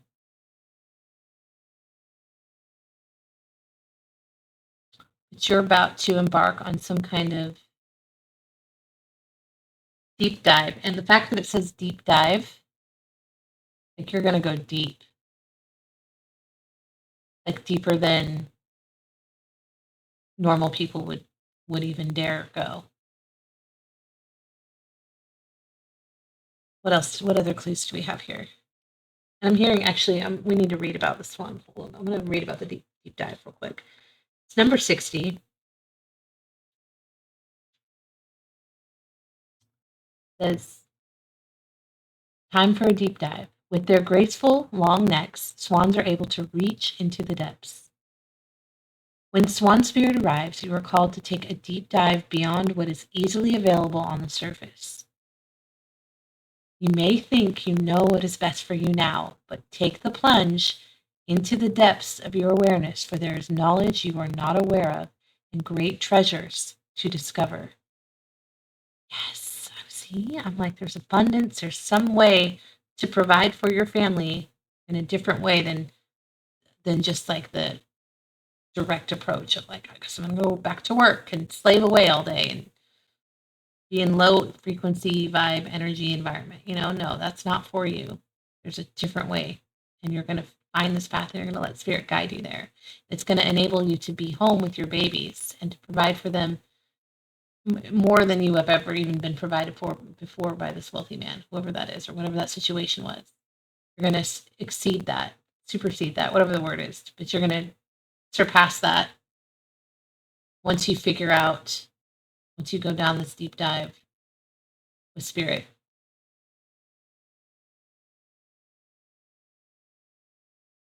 Great treasure to discover. Deeper understanding awaits you, and a perspective that comes from greater self-knowledge is what you need right now to better understand a situation or relationship. As you come to know yourself more intimately, so too will you come to better know others. So Swan Spirit asks you to go beyond the surface of what is happening between you and others and resist the temptation to judge by superficial appearances. Know there's much deeper potential for loving connections, forgiveness, and mutual understanding. Choose to dive deep into your why, asking the deeper questions of yourself. You are led by the grace of the Swan Spirit. Okay, so going deeper into your why. I have a self-reflection deck, so let's go ahead and see what this could possibly be. Do you have any hints toward pile number 2's why that they're supposed to really hone in on and focus on, to guide them deeper? Because the goal is success, right? To live a life of abundance and peace and strength. It says, what is an unpopular opinion of mine that I hesitate to share with others? An unpopular belief of yours that you hesitate to share with others.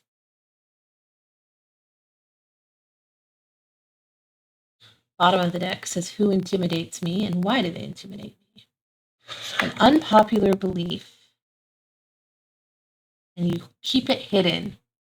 You keep things surface level, always surface, always just gliding along the top, beautiful and graceful, feminine, soft, doing what's expected of you, never ruffling feathers with any deeper questions. You're being asked to go deeper and to expose yourself, I believe.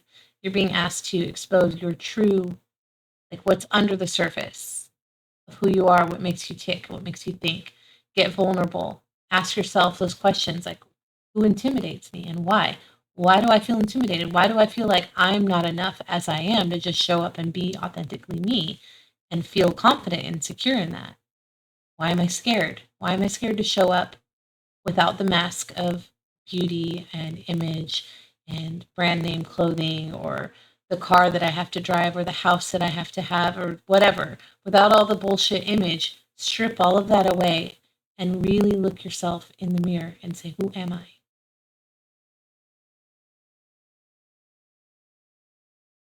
What makes me tick? What makes me me? What about who I am as a mother makes my children proud to be their mom? Makes your children proud to have you as their mom or whatever. Like, ask these deeper questions.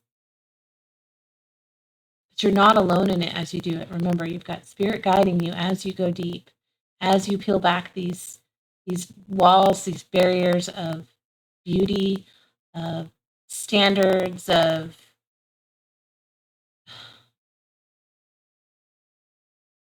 just the things that you have.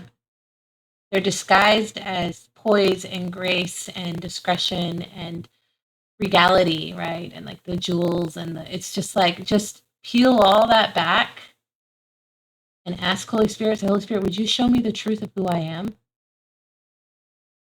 And I think you're really going to break and cry and like ugly cry in the realization of who you've always been underneath.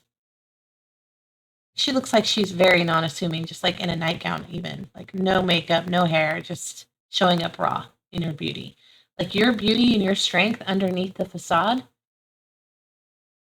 is far greater than anything that you could build up on your own to protect yourself, to project who you are to the world around you. And I think you're going to have a moment between you and spirit when you do go deep and you do get brave enough to slowly start to peel back layer by layer by layer of, this image or this mask that you've curated over years. Once you peel that back and you really look yourself in the mirror and really see yourself for you, I think you're going to be hit with this wave of emotion, this wave of just, I think it's like a realization of like, holy shit, I've been hiding her. I am so sorry. Like this mix of grief, but also like awe and wonder at the strength and the beauty that has been covered up by insecurities, covered up by expectations, covered up by trauma or sorrow or shame or childhood shit or whatever, all the stuff that life likes to pile upon us. It buries our true heart. It buries our like rawness of who we are.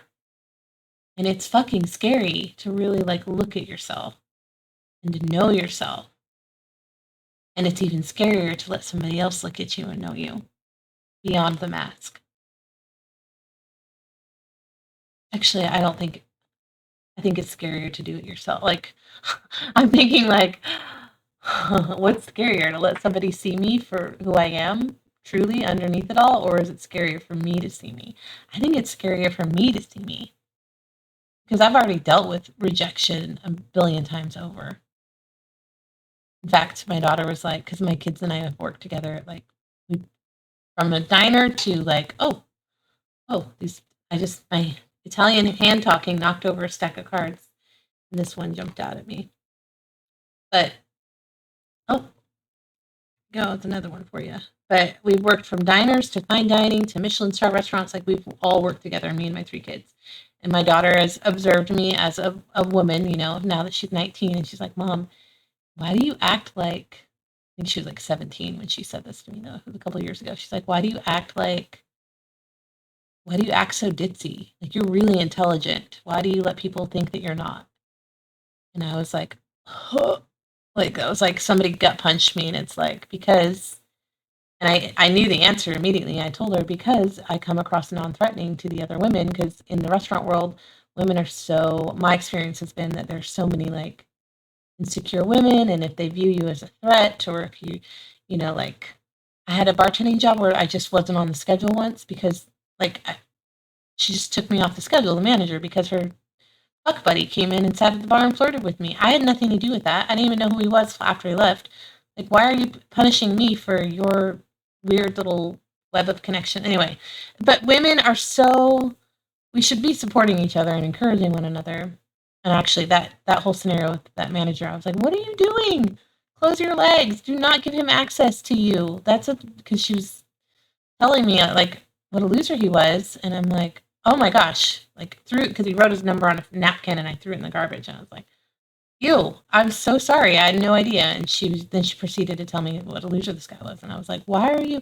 You're amazing. You're so beautiful and kind and smart. I go, why are you even like opening your legs to this dude? Like, close them. But I said it playfully and laughing, like, don't fuck around with losers like that. You're too good for him, is what I was trying to say. And then the next schedule came out and I wasn't even on it. Like, and I know that's why. Anyway, but the point being, I told my daughter, because I felt safer by not shining all the way, by not showing up fully as me. It felt safer to create a mask of like ditzy, jokey, make everybody laugh, make everybody feel comfortable, play small to make everybody else feel safe and comfortable. Because if I showed up fully as myself, like I have in the past, that always caused problems for me because people felt threatened by me, or I don't know. I don't care. I don't care about other people's boyfriends or whatever. I'm just living my life and being me. But what I've learned over the years is, by shining my light, like, people can't handle it, I guess, or I don't know. I guess I'm still working through that. But I told my daughter, I was like, because it's if people reject if I determine who I am in that setting and they reject it, they reject me, they're not really rejecting me because it's not really me and I don't give a fuck. Like, oh, she's a ditz, she's an idiot. Okay, cool, you can think that. That's not the truth, But anyway, it is hard to really see yourself, though. Like, if you peel back all the layers, all the different roles and hats and facets of who over the years of the course of your lifetime, that you've, allowed yourself to live or express yourself in different ways that aren't truly you or really authentic. They're just ways to cope or survive. And if you really just take those off and really take a moment to just see the real you, the authentic you, the little girl who's been there all along this entire journey, or boy, or the little boy, depending. Sorry, I just been going with the feminine vibe I've been hearing, but like, whatever, the real, true, authentic you. If you really see you, it's terrifying. It's terrifying because at the end of the day, you're the only one who has to accept yourself. And are you going to accept yourself once you strip away all of that shit? I don't know. What will happen if you don't? You will. You will. There's no other option. And maybe that's what Spirit is calling you to do right now, is to go deep past the surface layers, past the things that have served you well over the years to help you cope and get through life. The masks, the image, the clothes, the car, whatever it is. It's time to strip all that away and get to a point where you have to sit in the uncomfortability of seeing yourself for who you truly are.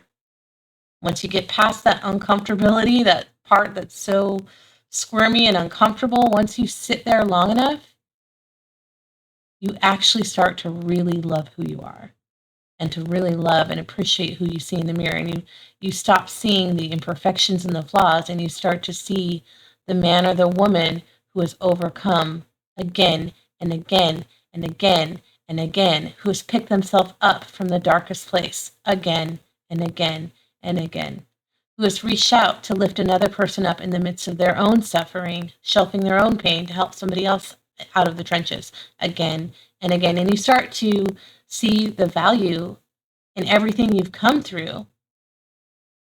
And you start to give yourself compassion and grace for the ways that you have coped over the years as you've been on this life path, on this journey through heartache, suffering, sorrow, pain, loss, happiness, joys, all of it. The highs, the lows, the valleys, the peaks, the mundane, the boring, the mindless scrolling, the days in bed where you just don't even get out of bed for a week straight. I don't know if anybody does that. I've done that.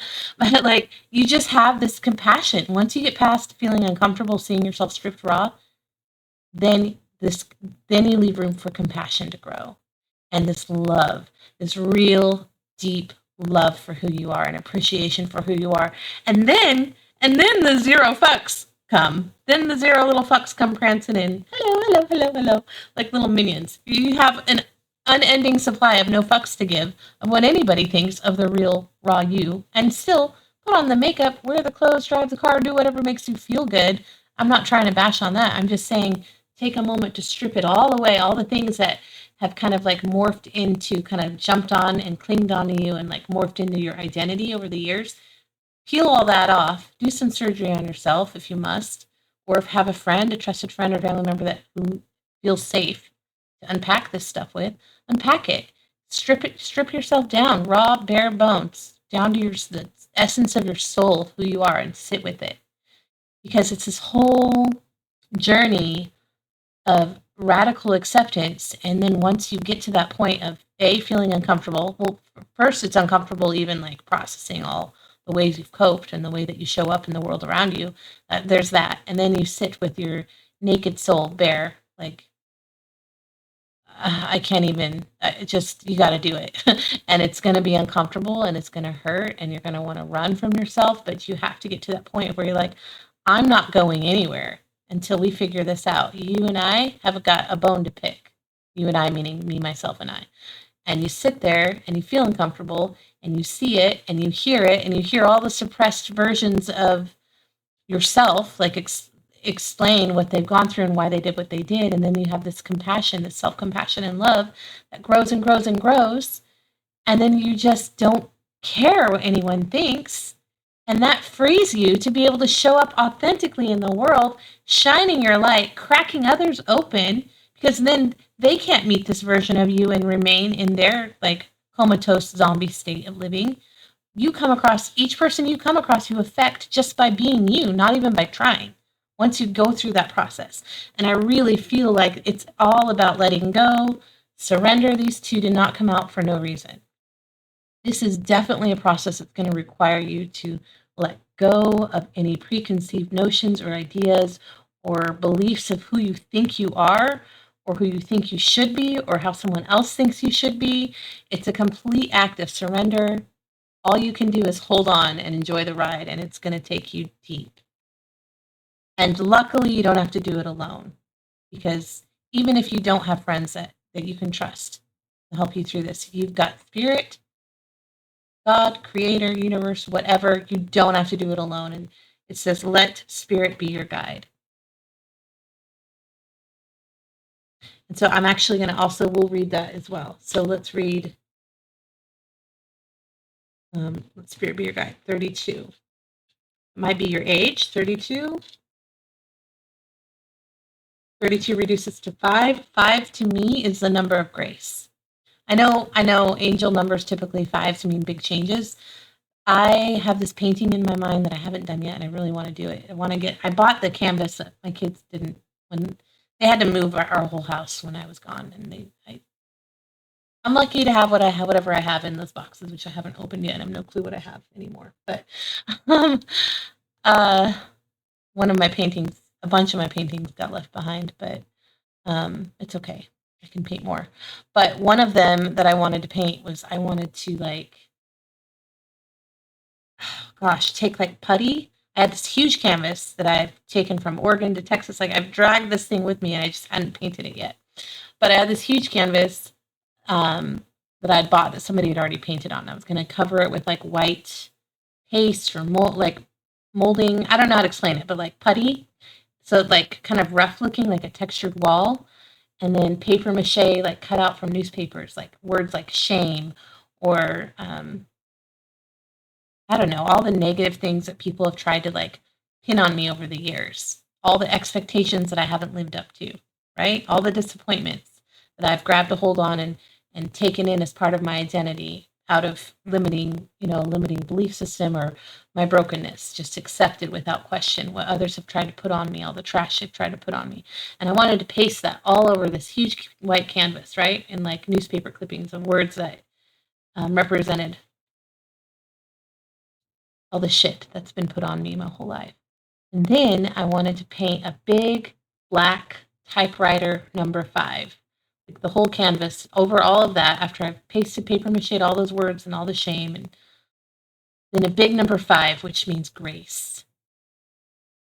And then somehow I was going to incorporate gold. I always incorporate gold in my paintings, so I see that in my visions. I don't know if I was going to do like this goopy drip across the top and just let it drip down over the 5 and over all the words.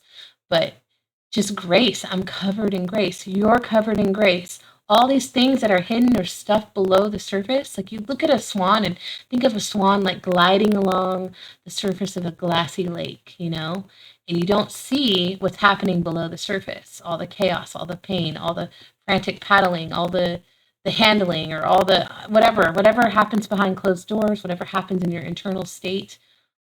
People don't know and they don't see it, but you do, or maybe you don't see it and you're being asked to see it now. But grace covers all of that. Like all the striving, all the struggle, all the pain, all the doubts, all the questioning, all the fears, all the inadequacies and insecurities, all the things that make you feel not good enough or like you'll never be enough or make you feel like anything less than love for yourself and others. I mean, first it's yourself and then you spill out onto others, but like anything that makes you feel unworthy is all covered with grace. Think about it. Let's say you have a best friend or a child, a daughter, and she's fucked up big time, like big time, and it's a big fuck up. But are you going to love that person any less? No. No, I mean, I hope not. No, you're not. You're not. Because that's what the world needs more of. We need more grace. We need more permission from others to just show up in our brokenness and in our raw form, the good, bad, and ugly, and just we need people to see us and to look at you and just say, you're beautiful. I don't care about that. I don't care that you fucked up. I don't care. That doesn't matter. That's not who you are. That one act of self-deprecation or self-abandonment or that one act of whatever, however you want to name it, whatever that thing is that makes you feel unworthy, or if there's a million little things that keep popping up like weeds, just pluck them out. It's bullshit because you are worthy, because your circumstances do not define who you are. You are no less beautiful because of a mistake you made in the moment, or you know what I mean? There's so much that goes into why we do what we do, especially when you consider the subconscious, which is a million times stronger than your conscious will. I don't know if you're aware of this. I'm going to go on a little tangent.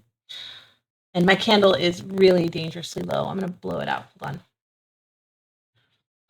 Okay, your subconscious mind is this is science, proven, backed by science. our brain has plasticity to it, right? Like neuroscience. I love learning this stuff. Dr. Bruce Lipton, there's a book called The Biology of a Belief. So our beliefs actually drive our actions. So what you believe, and you can say, oh, well, I believe I'm worthy of love. Well, do you? Because that's your conscious mind speaking. Under your conscious mind is the fucking mastermind, the subconscious that was programmed into you the first 7 years of your life. Not to mention all the cellular memory that's biologically wired into you from your freaking ancestors that you don't even know about, that you're not even aware of. And those get activated in your DNA. They get turned on. Epigenetics, you can look it up. This is real shit. Like, literally stuff that you have no idea of controls your thoughts, your behaviors, your actions. So why are you beating yourself up over something that you really, there's so much more. It's not so black and white. And that's one thing I hate about religion. I grew up in a non-denominational Christian home, and just that good or bad, the shame that gets blanketed on you. And it's just, I'm so anti-shame. Fuck fear. Fuck shame. There's so much more that goes into the why behind our behaviors and our thought processes. And okay, I'm going all over the place. So back to your subconscious. Things that have been programmed in you that you have no control over are running the show. Until you make the unconscious conscious, until you make the unconscious conscious, it will continue to run your life, and you'll call it fate. I can't remember if Carl Jung said that. Someone said that. It's a quote, but it's like, we really don't talk enough about our brains and the neuroplasticity and the belief systems that get hardwired in at a young age before you were even able to speak, probably. There's stuff even in the womb that your brain was hearing and processing. If there was trauma, like between your parents fighting or whatever's going on outside your mother's body, it's affecting you inside as you're growing and developing, and neurons are firing and wiring together in your little tiny baby brain, just weeks after conception.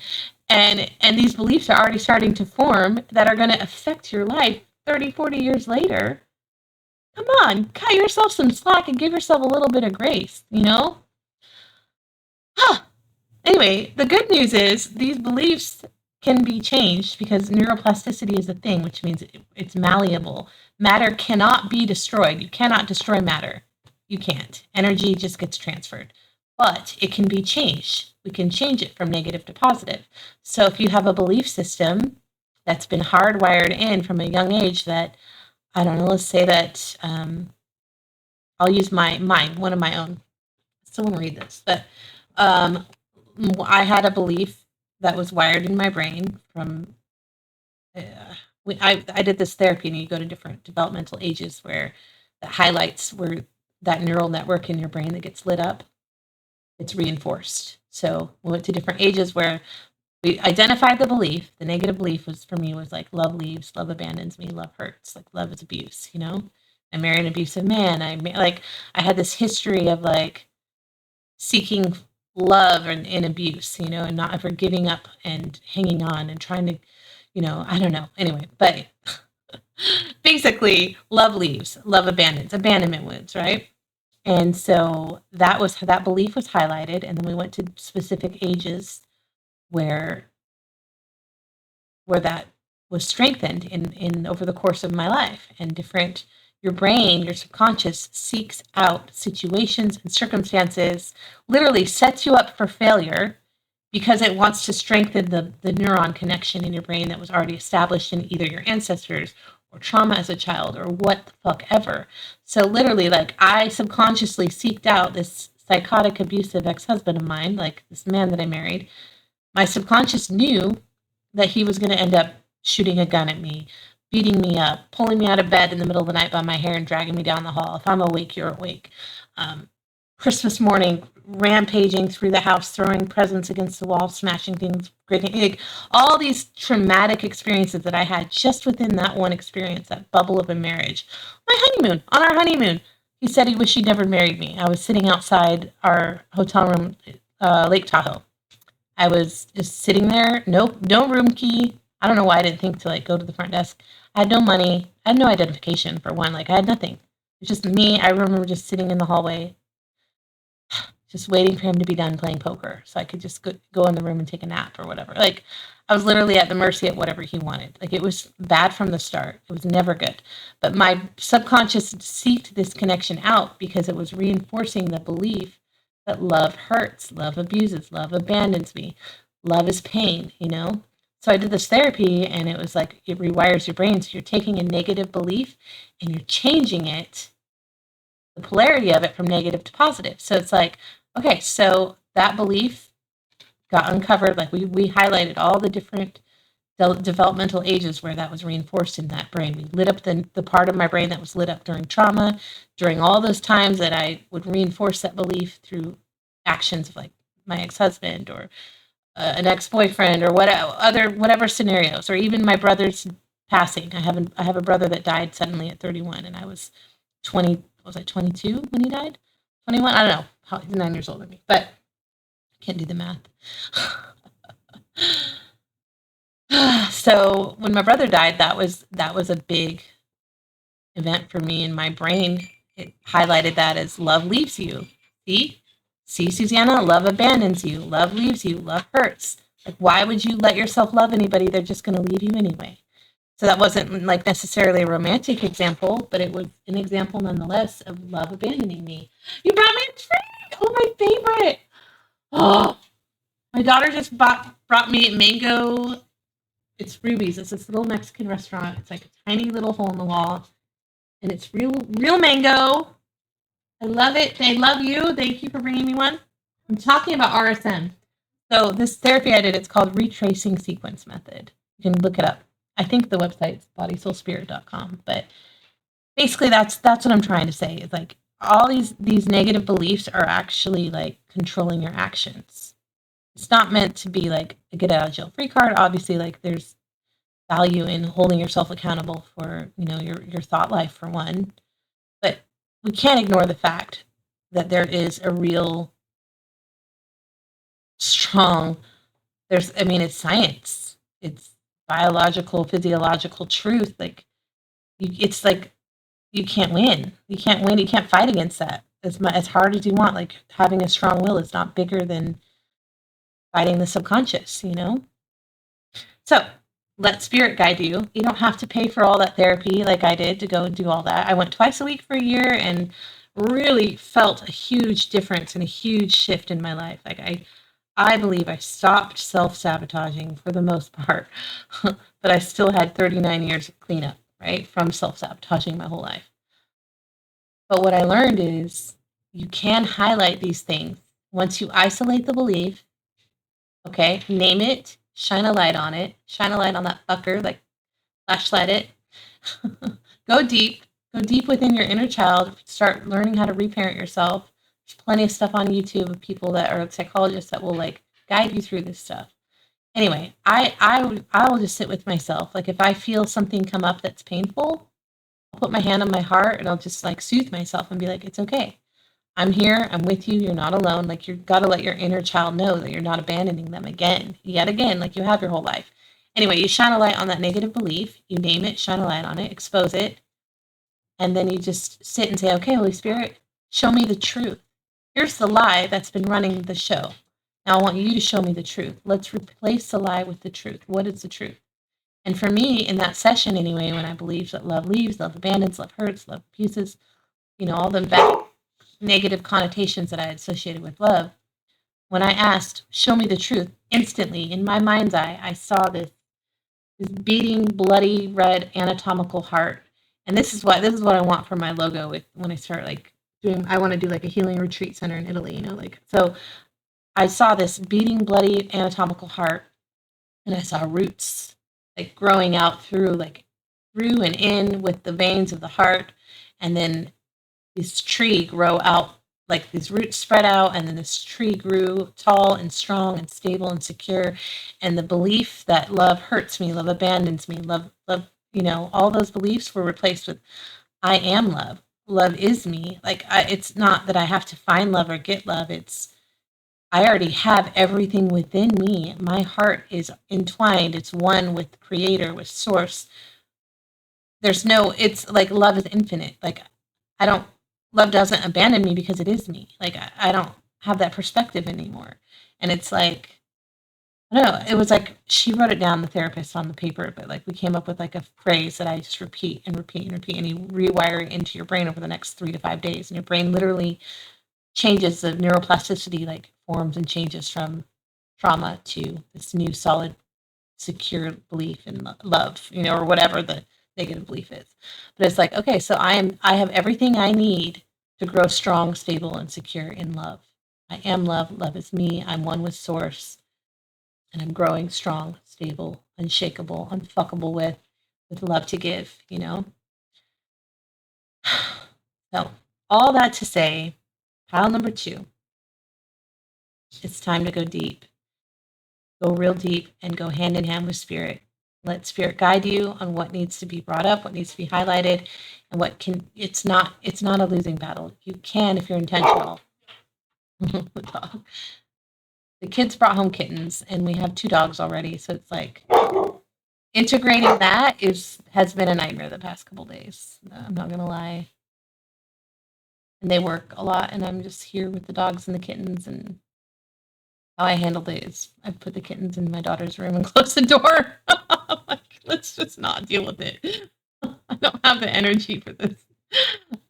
Anyway, that even is important. Maybe you feel like, let's not deal with this, actually. Let's not go deep. Let's not integrate, the shadow and the light. Let's just look at the good stuff. Let's not look at the deep, dark, underwater stuff, please. So maybe you don't want to do the work, and that's fine. You don't have to. But there's freedom in letting go. And there's beauty on the other side of this way of living that you've grown accustomed to. You don't have to keep living like this. Always putting your best foot forward, your best face forward, and hiding what you deem unworthy or unacceptable or unlovely. And you don't even have to show the world your authentic self yet if you're not ready, but I challenge you to partner with the Holy Spirit. Get yourself a fun drink like my mango drink, and ask the hard questions. Ask for just one truth. If you have a hard day, if you have time and you're alone, sit with the uncomfortability of it and be like, okay, all right, what's going on here? Put your hand on your heart and be like, what am I believing about myself right now? And ask the Holy Spirit, say, Holy Spirit, would you show me the lie? And the Holy Spirit will reveal the lie to you. And then you say, now I want to know the truth. Help me replace the lie with the truth. Help me to integrate this. Help me to sit with this. You don't have to do this alone, is what I'm saying. And I do want to read about the hawk spirit. Okay, that was a long tangent. Now you do understand why I'm not doing the actual tarot cards today. Okay, it says, flying high above the landscape, the hawk sees both the big picture and the small details, observes the rain and the pond as well as the cloud, and doesn't miss anything. Spirit doesn't miss anything. Zoom in, zoom out, whatever you want to do, the unconscious, the conscious, all of it is already known. You're already known and loved by your creator. You're not here by accident. You're not walked through what you've walked through in life by accident. There's nothing about you that you need to be ashamed of. Every part of who you are is a gift. Every part of who you are is lovely and beautiful and has a specific purpose and has power.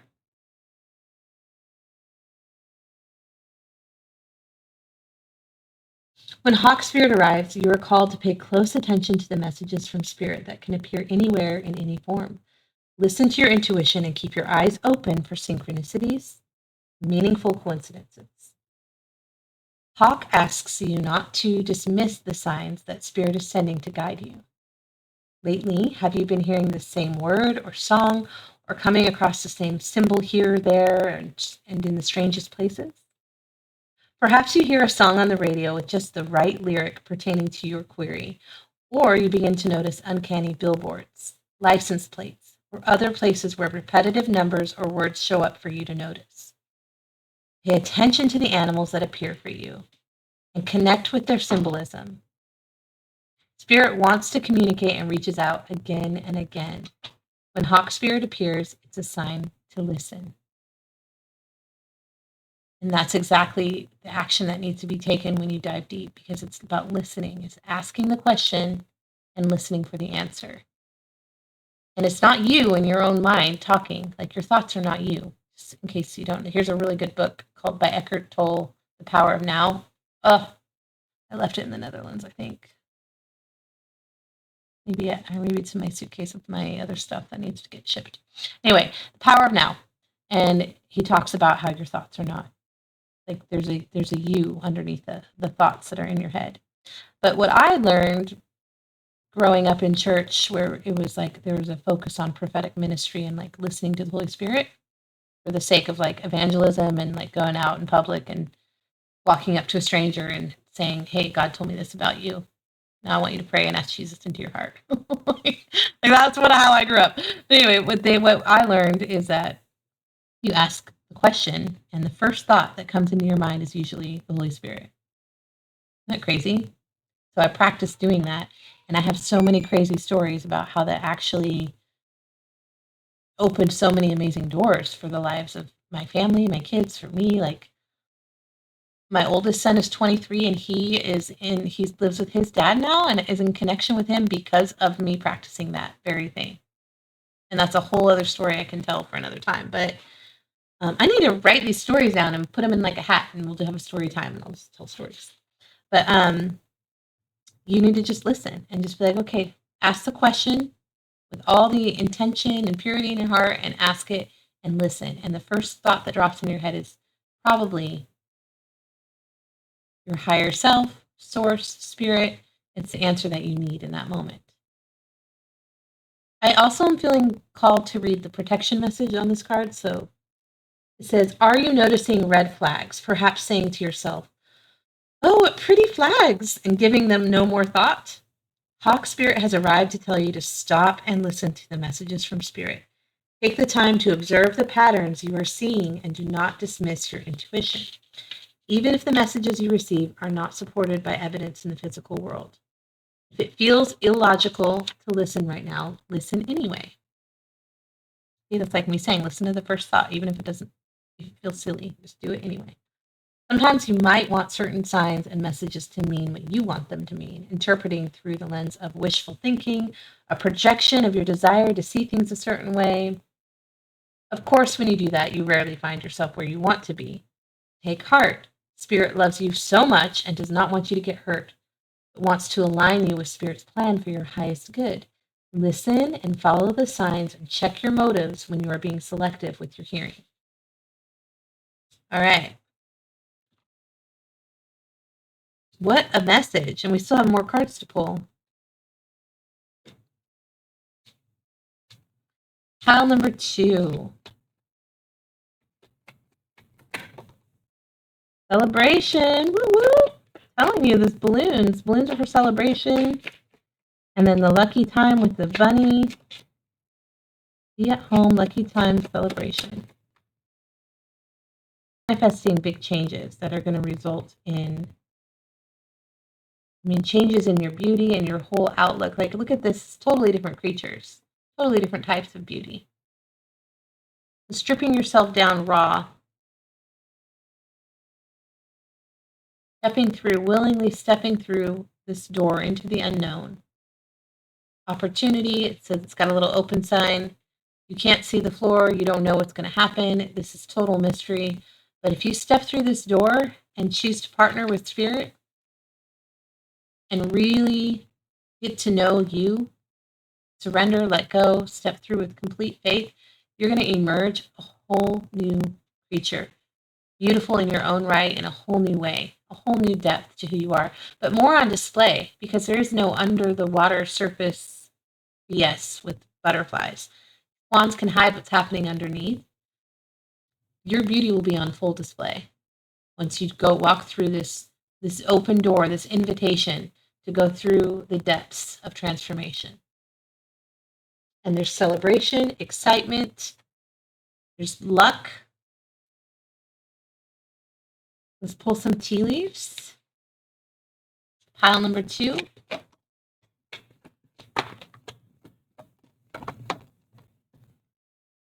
Oh, you may want to listen to pile number 1. They got this exact same card. Bird flying. News is on the way.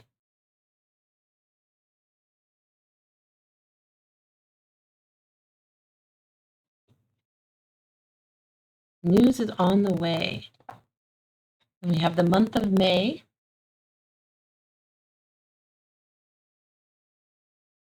Pay attention to your work.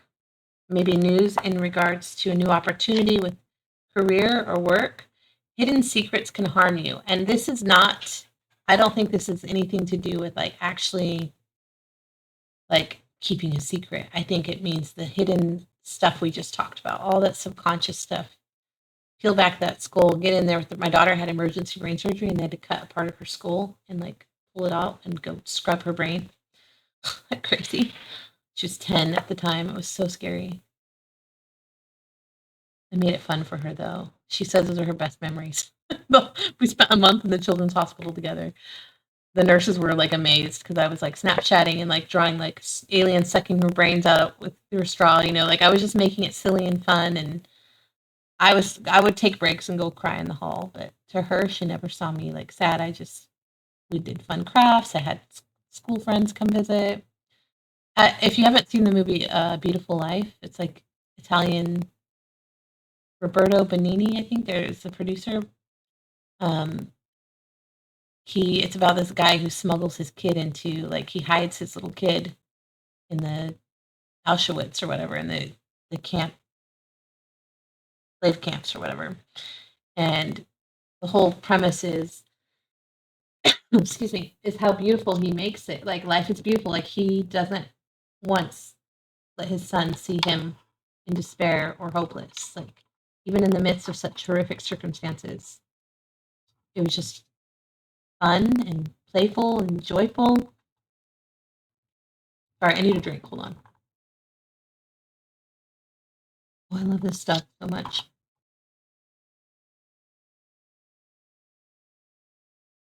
And secrets can harm you. I think you're being called to really go deep below the surface to expose belief systems that have been calling the shots and running the show for far too long. It's time to reclaim your power and to reemerge beautiful, brilliant, unashamed, no fucks given, soaring to new heights, experiencing a whole new world you never would have experienced had you stayed in your swan state in the same lake. Forest, muddled, unclear thinking. And this, addressing the stuff, is exposing the lies, is going to clear the way. Flute, disappointment in a friend or lover. Ooh, juicy. I love it when love comes up because then I can draw from the love decks. Pineapple, reconciliation. What? You and a lover gonna come back together? I love love. I'm such a hopeless romantic. May. Okay, maybe that's what May is for because I didn't even realize I put May behind. maybe there's a reunion in the future.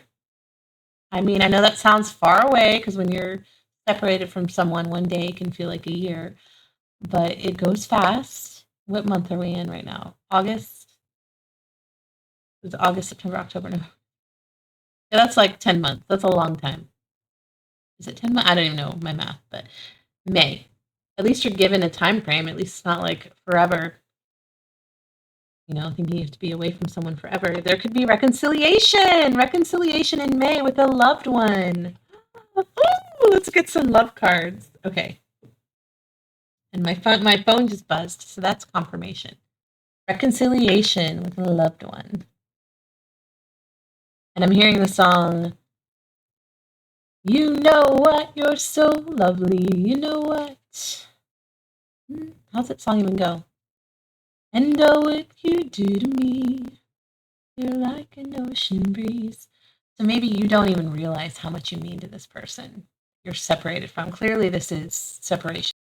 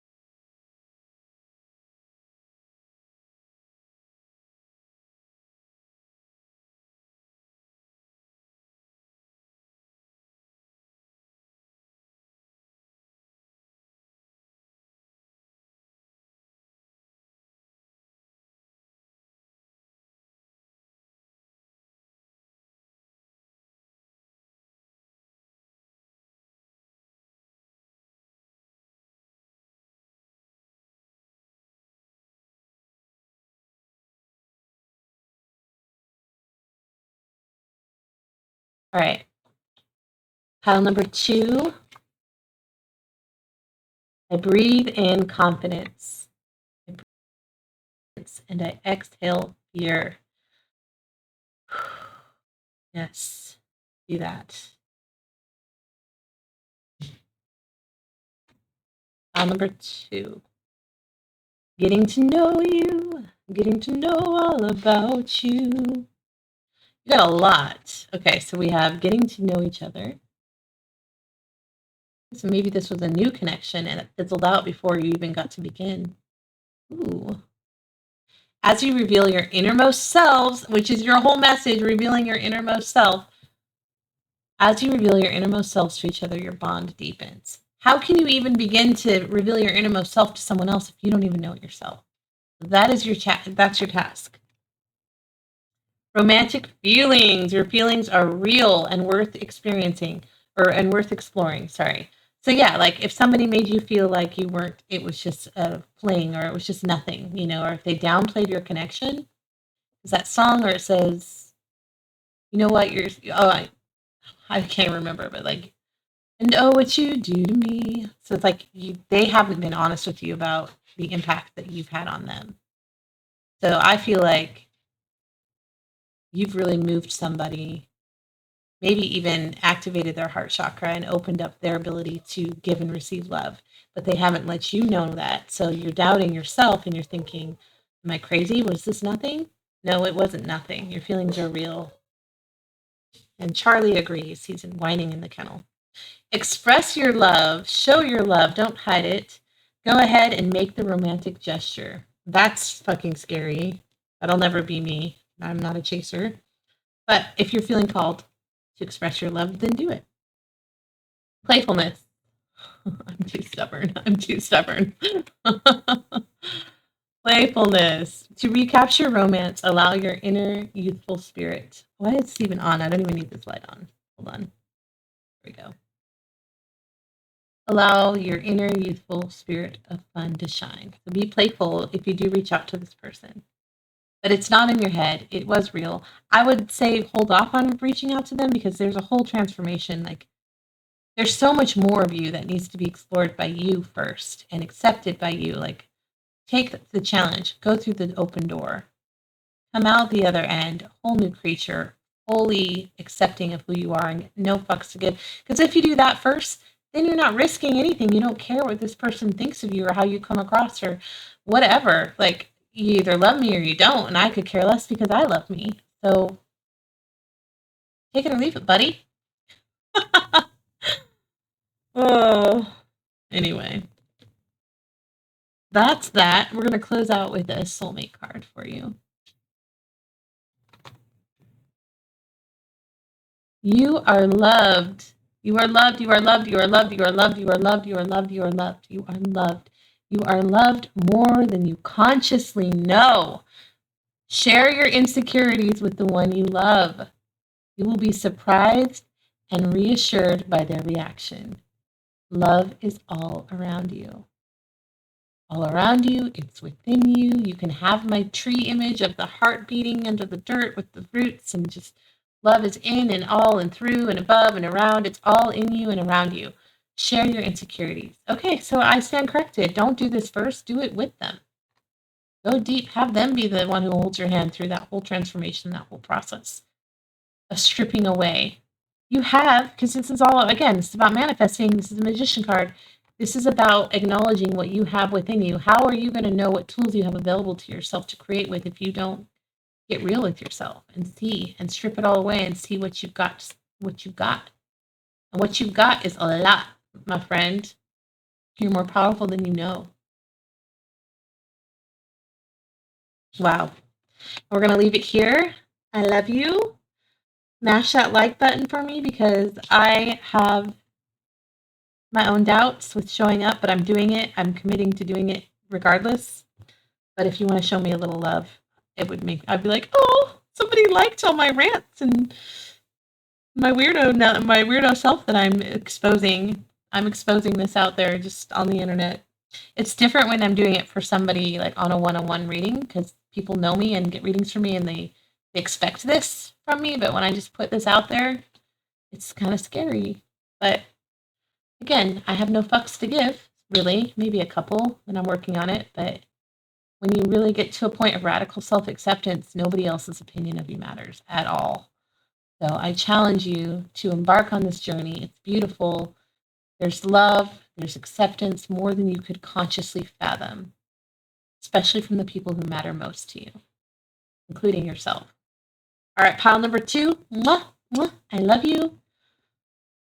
I'm going to enjoy some of my little mango drink before I pop on and do pile number 3, but feel free to watch all piles. I do think because you have the bird flying, I think you should check out pile number 1 if you have the time. All right, take care. Pile number 3.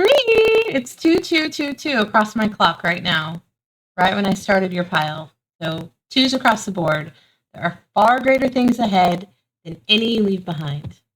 Claim that. Believe it. So we've got my little Walmart rock, right? You hear the story of how I found this rock. I don't even know what it is. I feel like I need more light. Feels kind of dark in here. Hold on. Is that helpful? It's got this little like portable light. I don't have my normal setup. Okay. Maybe that helps a little bit. Yeah? Okay. I found this rock when I lost my money. I went to go buy something at the store, and then I got out of the car, and I'm like, wait, where's my little bag of money? Like $100 cash in it, and it must have fallen out somewhere. But even in the midst of like the disappointment of me not being able to find my money, I found this cool rock. And so I feel like this speaks to your ability to find beauty in the mundane, find the silver lining amidst disappointments. You know, just because one bad thing happens in your day, it doesn't mean your entire day is fucked. You know. Anyway, and then this magician card is this cheetah, and I just think he just looks ghetto fabulous with his little bow tie. It just reminds me of like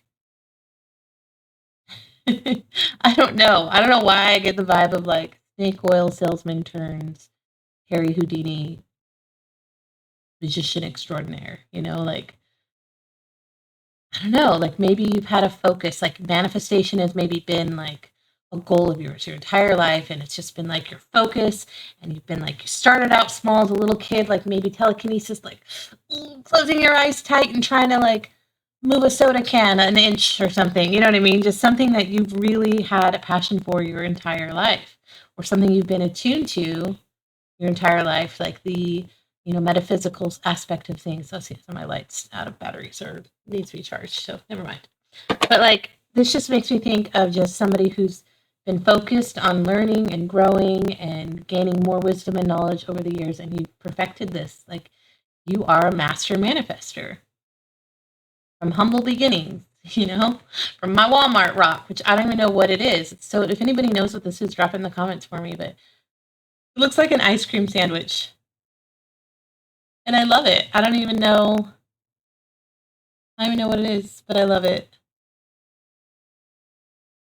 Well, it'd be funny if it was like petrified poop. And I'm like, I love you, little rock. Anyway, okay. So, all my piles have been like an hour long, so I decided not to do a tarot spread this time. So we are just going to stick with the Oracle cards, which are packed full of messages tonight. Anyways, so let's get started.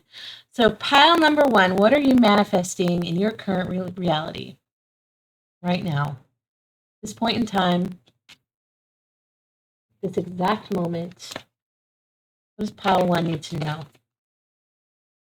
Oh, I love it. You got the Lion Spirit. Be generous of spirit. Number 37, which reduces to 10. 10 is the number of completion, or 1. That's gorgeous. And the fact that it's a lion and a cheetah, both in like this kind of a similar family of like species, right? Like these big cats. When I think of cats, I think of spiritual protectors. And then when you think of a lion, it's like the leader. And a cheetah, fast and very like the vibe that I get from this card is like a very like I can't even think of the word that I'm trying to reach for right now, but like just genius about manifesting. Like it's just second nature. All right, well, let's keep going. I have a whole bunch of cards to pull. We're going to do some tea leaves as well. Okay.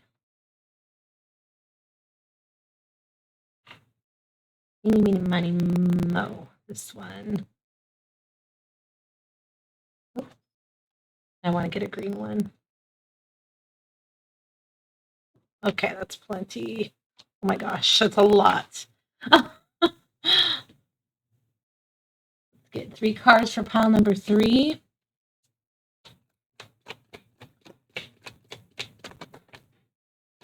That card did like a whole 180. Did you see that? Completely flipped.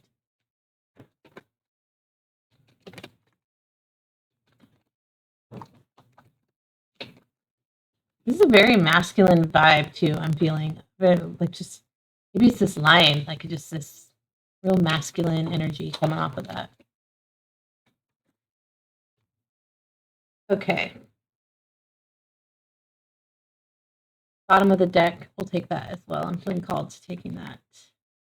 Oh, there's a house, a home also. Yeah, I'm feeling family, like a family vibe here. Community, family. We have work. We have a main female. And we have despair.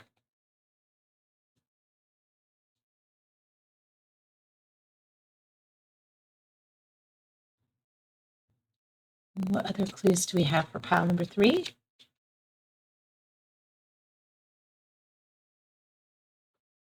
Just heard engagement. Hidden depth. Celebration. And the dogs are whining. I have to explain. Normally they're not such whiners, but my kids decided to adopt some kittens, which I don't think it was like the smartest thing to do because I don't know how they're going to integrate. Like these dogs are whining like crazy to be around the cats, but they're trying to eat them. They're little tiny baby kittens, like that big. So the dogs are out here with me, and my daughter and son are in their bedrooms with the kittens, and the dogs are feeling left out. But they're not trustworthy yet. They're not trusted enough to be near the kittens. So trust could be something in this pile. Pile number 3, trust. Ooh, we have the old tree. Here, one more. Okay, I knew there was more. We have study. The old tree. Let's get wise vibes from that, like wisdom.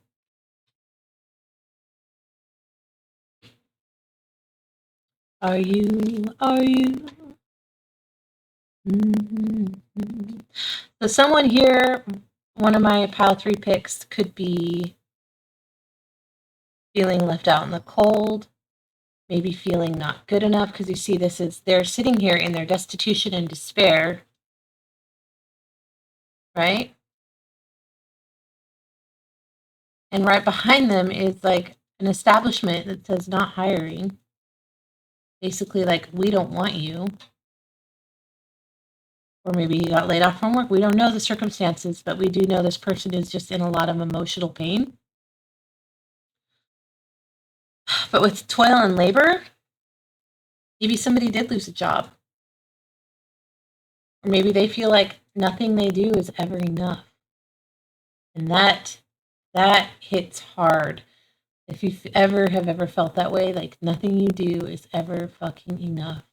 It feels like such a hollow, empty existence to give and give and give and give and give of everything that you possibly could give and then some, and it still not be enough. That is some deep despair.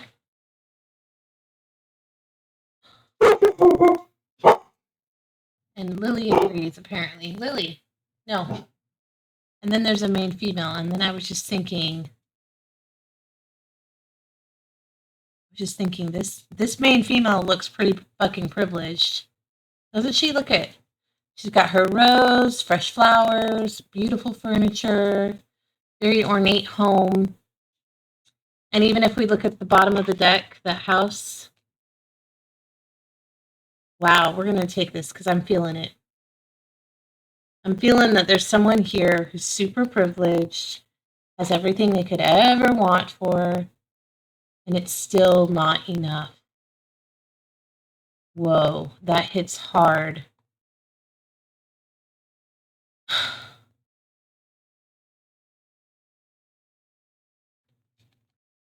So there's nothing this person can do, no matter how hard they toil and labor, work and grind, masculine or feminine, it doesn't fucking matter.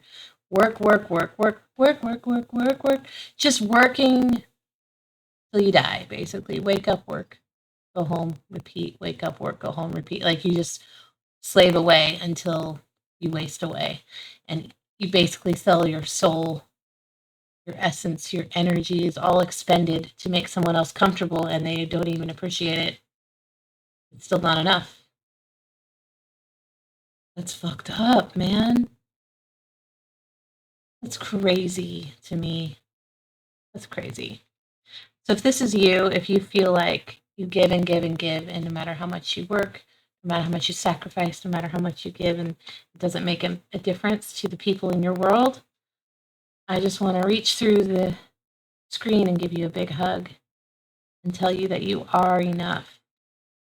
And what's coming to mind is something I screenshot on my phone earlier. I'm going to read it to you because this is for you. There's my world right there. Let me find it. Yeah, it's the last thing I screenshot. It's just in case no one tells you today. You're worth having around. You're worth committing to. You're worth appreciating. You're worth loving. You're worth reassuring. You're worth risking it all for. You're worth everything. So if this is you, if this is how you feel worthless, you feel exhausted, you feel spent, you're wondering what is it all for? Maybe you're the protector, the provider. We have tree, like family tree, wisdom, study. But what's pointing out to me is when they study, there's no thoughts in their thought bubble. So maybe you don't even have time for the things. Maybe you enjoy studying. Maybe you enjoy gaining wisdom and knowledge, and you don't even have time for rest, much less doing the things that you enjoy. Maybe like being out in nature. I don't know. When I see this tree, I think of wisdom, though. But yeah, I just was piecing together. Maybe you're also the protector, the provider, right? You work hard, male or female. Doesn't have to be a man just because it's a man here in despair. But like everything you do, everything I do it for you. Just isn't enough. And you just feel undervalued, underappreciated. You don't even have time for the things that you love and enjoy that bring you peace, that replenish your spirit. I'm going to repeat it one more time. Just in case no one tells you today, you're worth having around. You're worth committing to. You're worth appreciating. You're worth loving. You're worth reassuring. You're worth risking it all for. You're worth everything.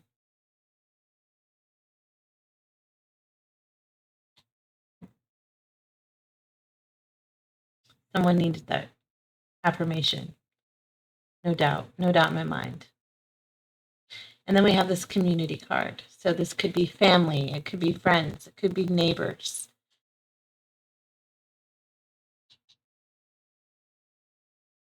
Community. People in your world who experience you and yours. What is this here for?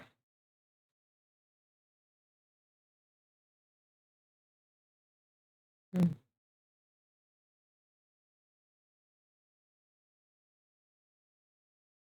I'm just getting family because now I'm looking at this tree and I'm thinking family tree.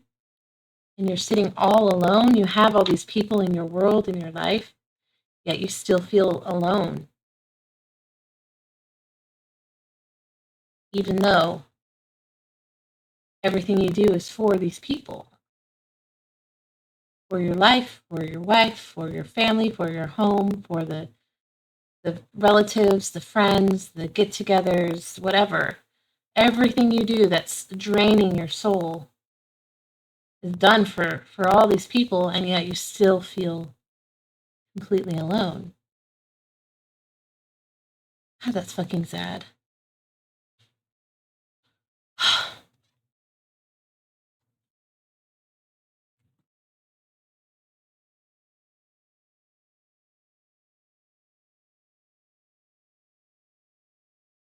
We have a message in a bottle.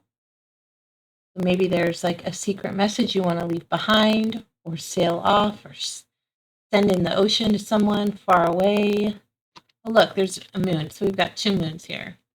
So the moon represents like hidden emotions, hidden things. So maybe there's a secret message, something hidden from the rest of your world. Maybe you don't know what you want to say. The empty thought bubble. This one says, having a wonderful time. So it's a positive message. So there's a positive message that you want to send pertaining to some kind of hidden emotions. And then we have the moon also over here, renewal. Communication. You know there's something that you want to say, you just don't know what. There's something that you want to say and send off to someone far away. That's what I'm getting with that. Double moon, communication. We have taking a chance, a lucky ticket, a lucky lottery ticket. Taking a chance with your innermost thoughts, or having some kind of revelation. Peeling back the layers, layer upon layer upon layer, getting to the heart of the matter, and taking a chance with this pearls of wisdom, taking a chance with revealing your innermost precious thoughts that you normally wouldn't share with these people, because these people don't appreciate even the basic stuff, like the surface level shit. Why would they treasure the innermost core of who you are? So this is taking a chance, sending a message. Yeah, I think this is taking a chance and sending a message of your emotions, your hidden thought life, your emotional world. There's somebody that you want to.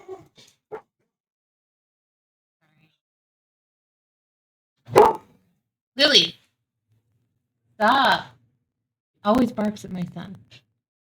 Stupid. If anybody has any tips on that, I would love to try something. Anything. I guess it's just her protective nature. Like you, protector, provider. But I do think that you want to take a chance on exposing your innermost thoughts, feelings, emotions, something positive, something good, something you want to take a chance and share it with someone who will value what you have to say. Is this, you're not being valued here. There's also, so I think these all go together. We also have abundance and celebration. And you can laugh at me if you want, but this makes me think of the Mandela effect. I remember the Fruit of the Loom having the cornucopia on it, on the tag, on the label. And there's people that say, no, it never did. Or like the monocle with Mr. the Monopoly Man. Berenstain Bears, that one I know 100,000% for a fact it was E, not A. Like, have you guys heard of this? Just Google the Mandela effect, and all these different discrepancies in our reality will come up. There's these children books called the Berenstain Bears, and we didn't have a TV, I had books, and so I know that it was EIN. And I was learning like I before E, except after C, or as in A, like neighbor, Berenstain. So like I remember specifically setting like the E and the I in Berenstain Bears. And now all the books say stain bears, STAIN. Mindfuck. And they say the Fruit of the Loom has never had the cornucopia behind the fruit from the logo. And it did. Anyway, so something here about Mandela effect. So maybe two different worlds, which would also align with these people who don't appreciate your sacrifices. And then there's like sending a message in a bottle across the ocean to another world where there are people who appreciate your innermost thoughts and your wisdom. Yeah, it's like two worlds. It's like you're caught between two worlds. Even the banana. To me, this looks like balls in my penis to me. And maybe I just have a dirty mind, doesn't it? But okay. Sorry, kids. This is for 18 and older. But even the banana, if you now you can't see it. Now all you see is a dick. But the two apples, two separate worlds separated by this banana. That just stood out to me. So it's like you're stuck between two worlds. But there's celebration here. So what is the celebration for? Feel stuck between two worlds. I guess we're manifesting, right? So what are you manifesting?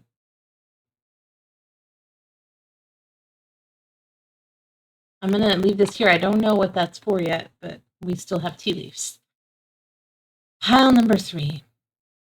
Getting together with friends. Okay. Could just be good times with friends. Ooh, broken ring.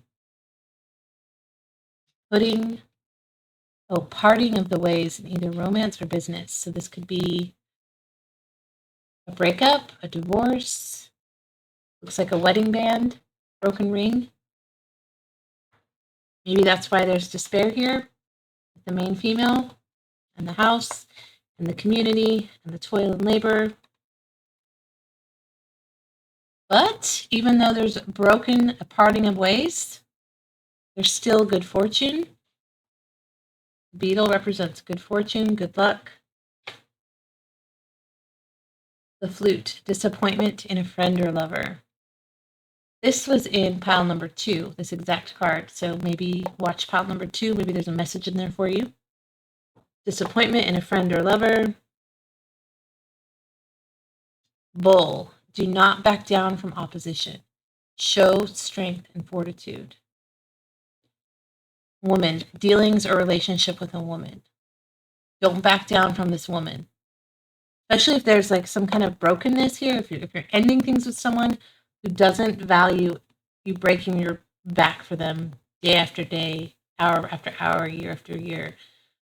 Everything you've done to provide and protect, and they still are like, it's not enough. I want more. I want more. I want more. Do this, do that. Like if you just can't win and it's leading to this ending of a relationship, and if it's a divorce, don't back down. Don't be a pussy. Do what's right. Fight for what's fair. Don't be a pussy. Oh, we have money is coming to you and success. Okay. There's money, there's success. June. So maybe if this is a divorce and you don't back down to this woman that you have dealings with, or this family, or whatever these people are who just are sucking the life out of you and not feeding your soul, don't back down from this situation and fight for what's fair and what's right. And there will be a successful outcome, probably by, okay, we've got 2 dates here. We have June. So a year from now, you could be sitting really pretty, financially successful, happy, balanced between things you love, like spending your time, celebrating with friends. Maybe you're celebrating with friends the end of this marriage or whatever this is that's not good for you. It's definitely, clearly not good for you. It's never good to stay somewhere you're not valued. January, career, and dealings or relationship with a man. So maybe you, in January, get a new boss, something to do with career, a man, by January. Interesting. Very, very interesting. Let's read the Lion Spirit now. Or did I already read it? Can't remember. We're going on 3 hours now with this recording. Okay, the Lion Spirit. I think the celebration is celebrating the ending of this because, yeah, it's bittersweet. I don't wish divorce on anybody, honestly. Like, I've been through it and it was hard. And that was even from a loveless marriage. That was an abusive marriage. It was still fucking hard and I wouldn't wish that on anybody. But when you're somewhere, whether it be a marriage, a job, anywhere where you're not valued and where you're just fucking beat down to nothingness, where nothing that you do or give is ever enough, get the fuck out of there. Don't let like the guilt trip of the family, the community, the people try to guilt trip you into not doing what you need to do that's for you. You can't pour from an empty cup. How can you love the people in your life when you're like this? How can you be? You can't. You can't even be there for yourself, much less anyone else. So get out of that environment. You can't heal in the environment that breaks you. Just can't. And I do see there's a woman here that's just zero compassion, just sucking you dry, wanting more. And so maybe the celebration is getting free from that. Because there is abundance here. There's two worlds. There's another world where you are valued. So you can stay where you're not valued or you can go where you are. And you have friends too who support you in this, who will celebrate with you. And wealth, success, great fortune. Yeah, you're going to be fine. You'll be fine. Lion spirit. A healthy ego means you ease God's order instead of edging God out. Lion spirit's appearance is a reminder that you have been given the gift of pride and a healthy sense of your worth to express your divine, authentic self in a unique way. You are both the king and the queen, secure in your prosperity and wisdom, and generous of spirit as you help others. You're a giver. You're a caretaker. You're a giver. So that's why this is hard for you to walk away from, because you know there's a community of people and a family tree. You're all alone in it, though, but there are people who rely on your strength and who depend on you. But again, you can't pour from an empty cup. You just can't. So it's time for you to put you first. And from a place of strength, then you can continue to be there for the people who need you to be there for them. But the broken marriage, the broken rings, like, this person's never going to change who they are. This is going to be this way until the day you die, if you stay in that. And divorce, if there's kids involved, that's really, really, I stayed for years for the kids, It's fucking stupid. I mean, that's what I did, but I mean, it seems noble, but it's really not, because you're just modeling to them inauthentic, like, you're modeling to them a lie, and they know it. And just because, like, the landscape of your life changes, like, it'll look different. You'll have to restructure things or share custody or have like a schedule of when you get time with them. And it doesn't mean you don't get to go to their things. You don't get to be a part of their everyday life. That's not what that means. Parenting plan doesn't mean you don't get to see them every day. I mean, unless you have a super manipulative partner who uses a kid as a tool, then that's pretty shitty. But even then, and I've been in that situation, even then it's still better than staying. Promise you that.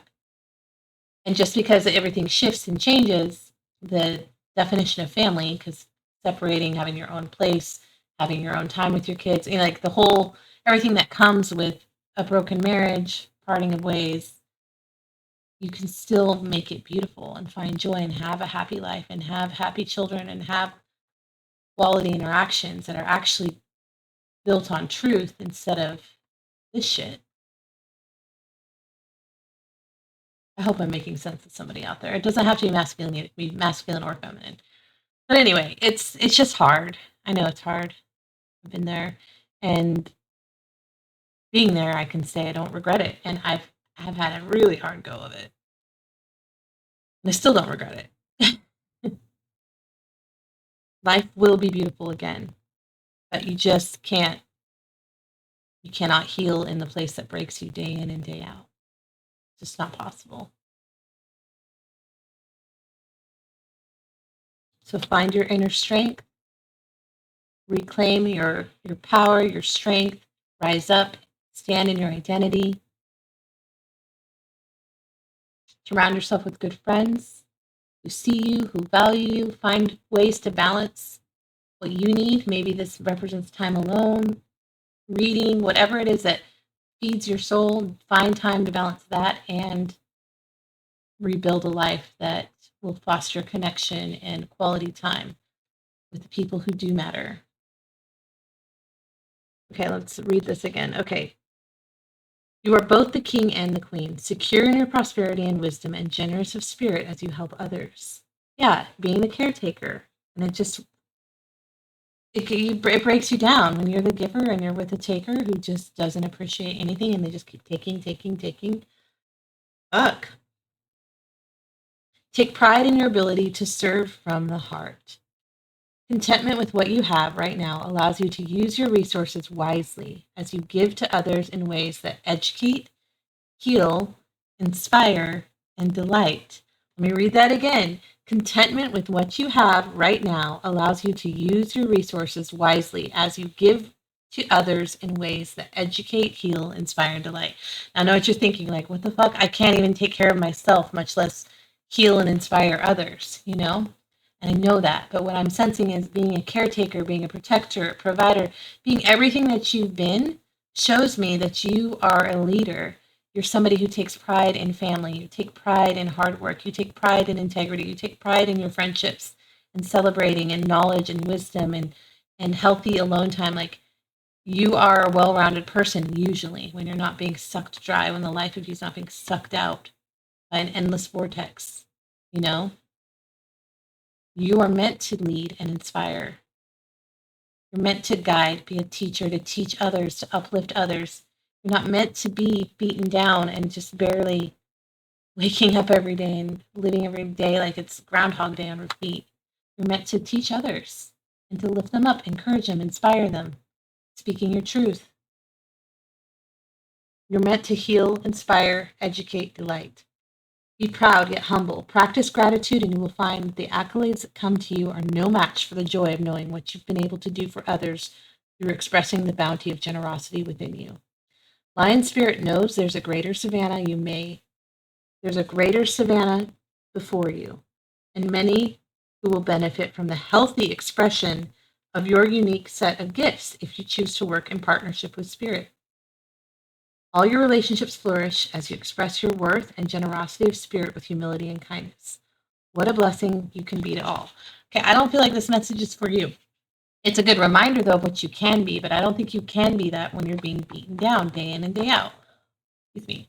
I think the protection message, which I'm going to read that next, that's for whoever's watching this pile. Because right now, that first message, that's for someone who's in a healthy place. You're not in a healthy place. You're not in a place where you can give and give and give more and more and more. You've got to give to you. You're in a place where you have to put you first and balance out, just get back to being you. So the protection message, this is what's meant for my pile 3 people. Here it is. It says, do you doubt you can do much good? Are you stuck in a state of scarcity thinking? Who am I to lead? Or who am I to step into my dream? Who am I to have an amazing relationship? Who am I to think I can help anybody? Lion Spirit is here to tell you that the antidote for low self-esteem is stepping into healthy pride. Of course, you can do all that you desire. The spark of great spirit lives inside you, and you are here to steward that amazing energy into the world. Let me say it again. The spark of source energy, God, Creator, lives inside of you. You are here to steward that amazing energy into the world and into others, to help others, to show them and lead by example what it's like to embody living from a heart-centered place, living from a place that can freely give and support and inspire and encourage others. Lion Spirit knows that Great Spirit invested in you so that you might be a channel for Spirit's love and generosity. Take pride in your role, seeking to bring an abundance of love into the world. Perhaps you do much good already, but you're feeling unappreciated, wanting to hold back your gifts and hoard them for yourself. Maybe you're looking for attention and praise. Maybe you were even being generous with the expectation that you would be entitled to a repayment.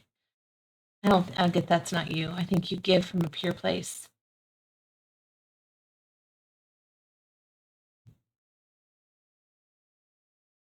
Know that the real magic happens when you remember there is always enough and you are always enough. Give freely without agenda or expectation, and let the lion spirit remind you that in giving, you receive. Then you will see that you are appreciated. Stop comparing yourself to others and seeing yourself as less than, for within you is a wellspring of generosity. I think this whole message here for you, Pile 3, is that you are enough.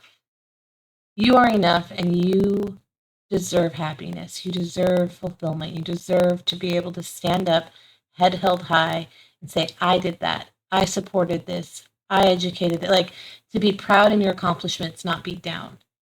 Because you're the kind of person who finds such deep fulfillment in just supporting others and giving joy and lifting others up.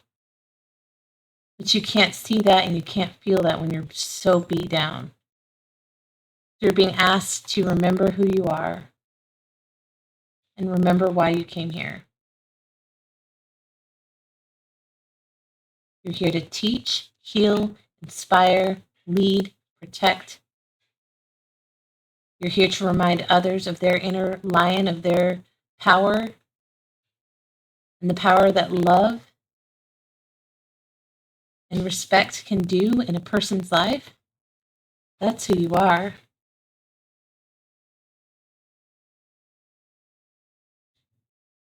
You're not meant to be a workhorse for somebody.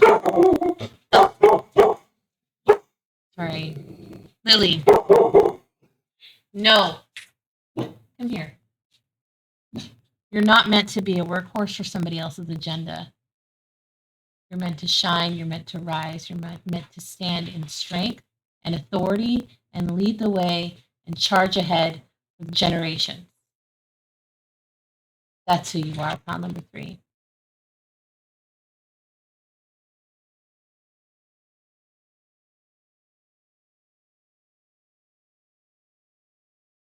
And on that note, we're going to end it here. And I do encourage you to look up pile number 2 because it had the same card as this one. But I love you. I hope you found value in this message. I'm not going anywhere, so check back every day. See what comes out of my mouth, comes out of my heart, comes out in the cards. I just want you to know that you are enough and that you may feel surrounded by people who don't see you or value you. That doesn't mean that you're forever reality. There is a world where people see your heart. They see your innermost thoughts, feelings, values, beliefs, and they value what you carry. There's a whole new world out there. People outside of this, what you've known, who do value what you value. You are a gift. You are a treasure. You are enough.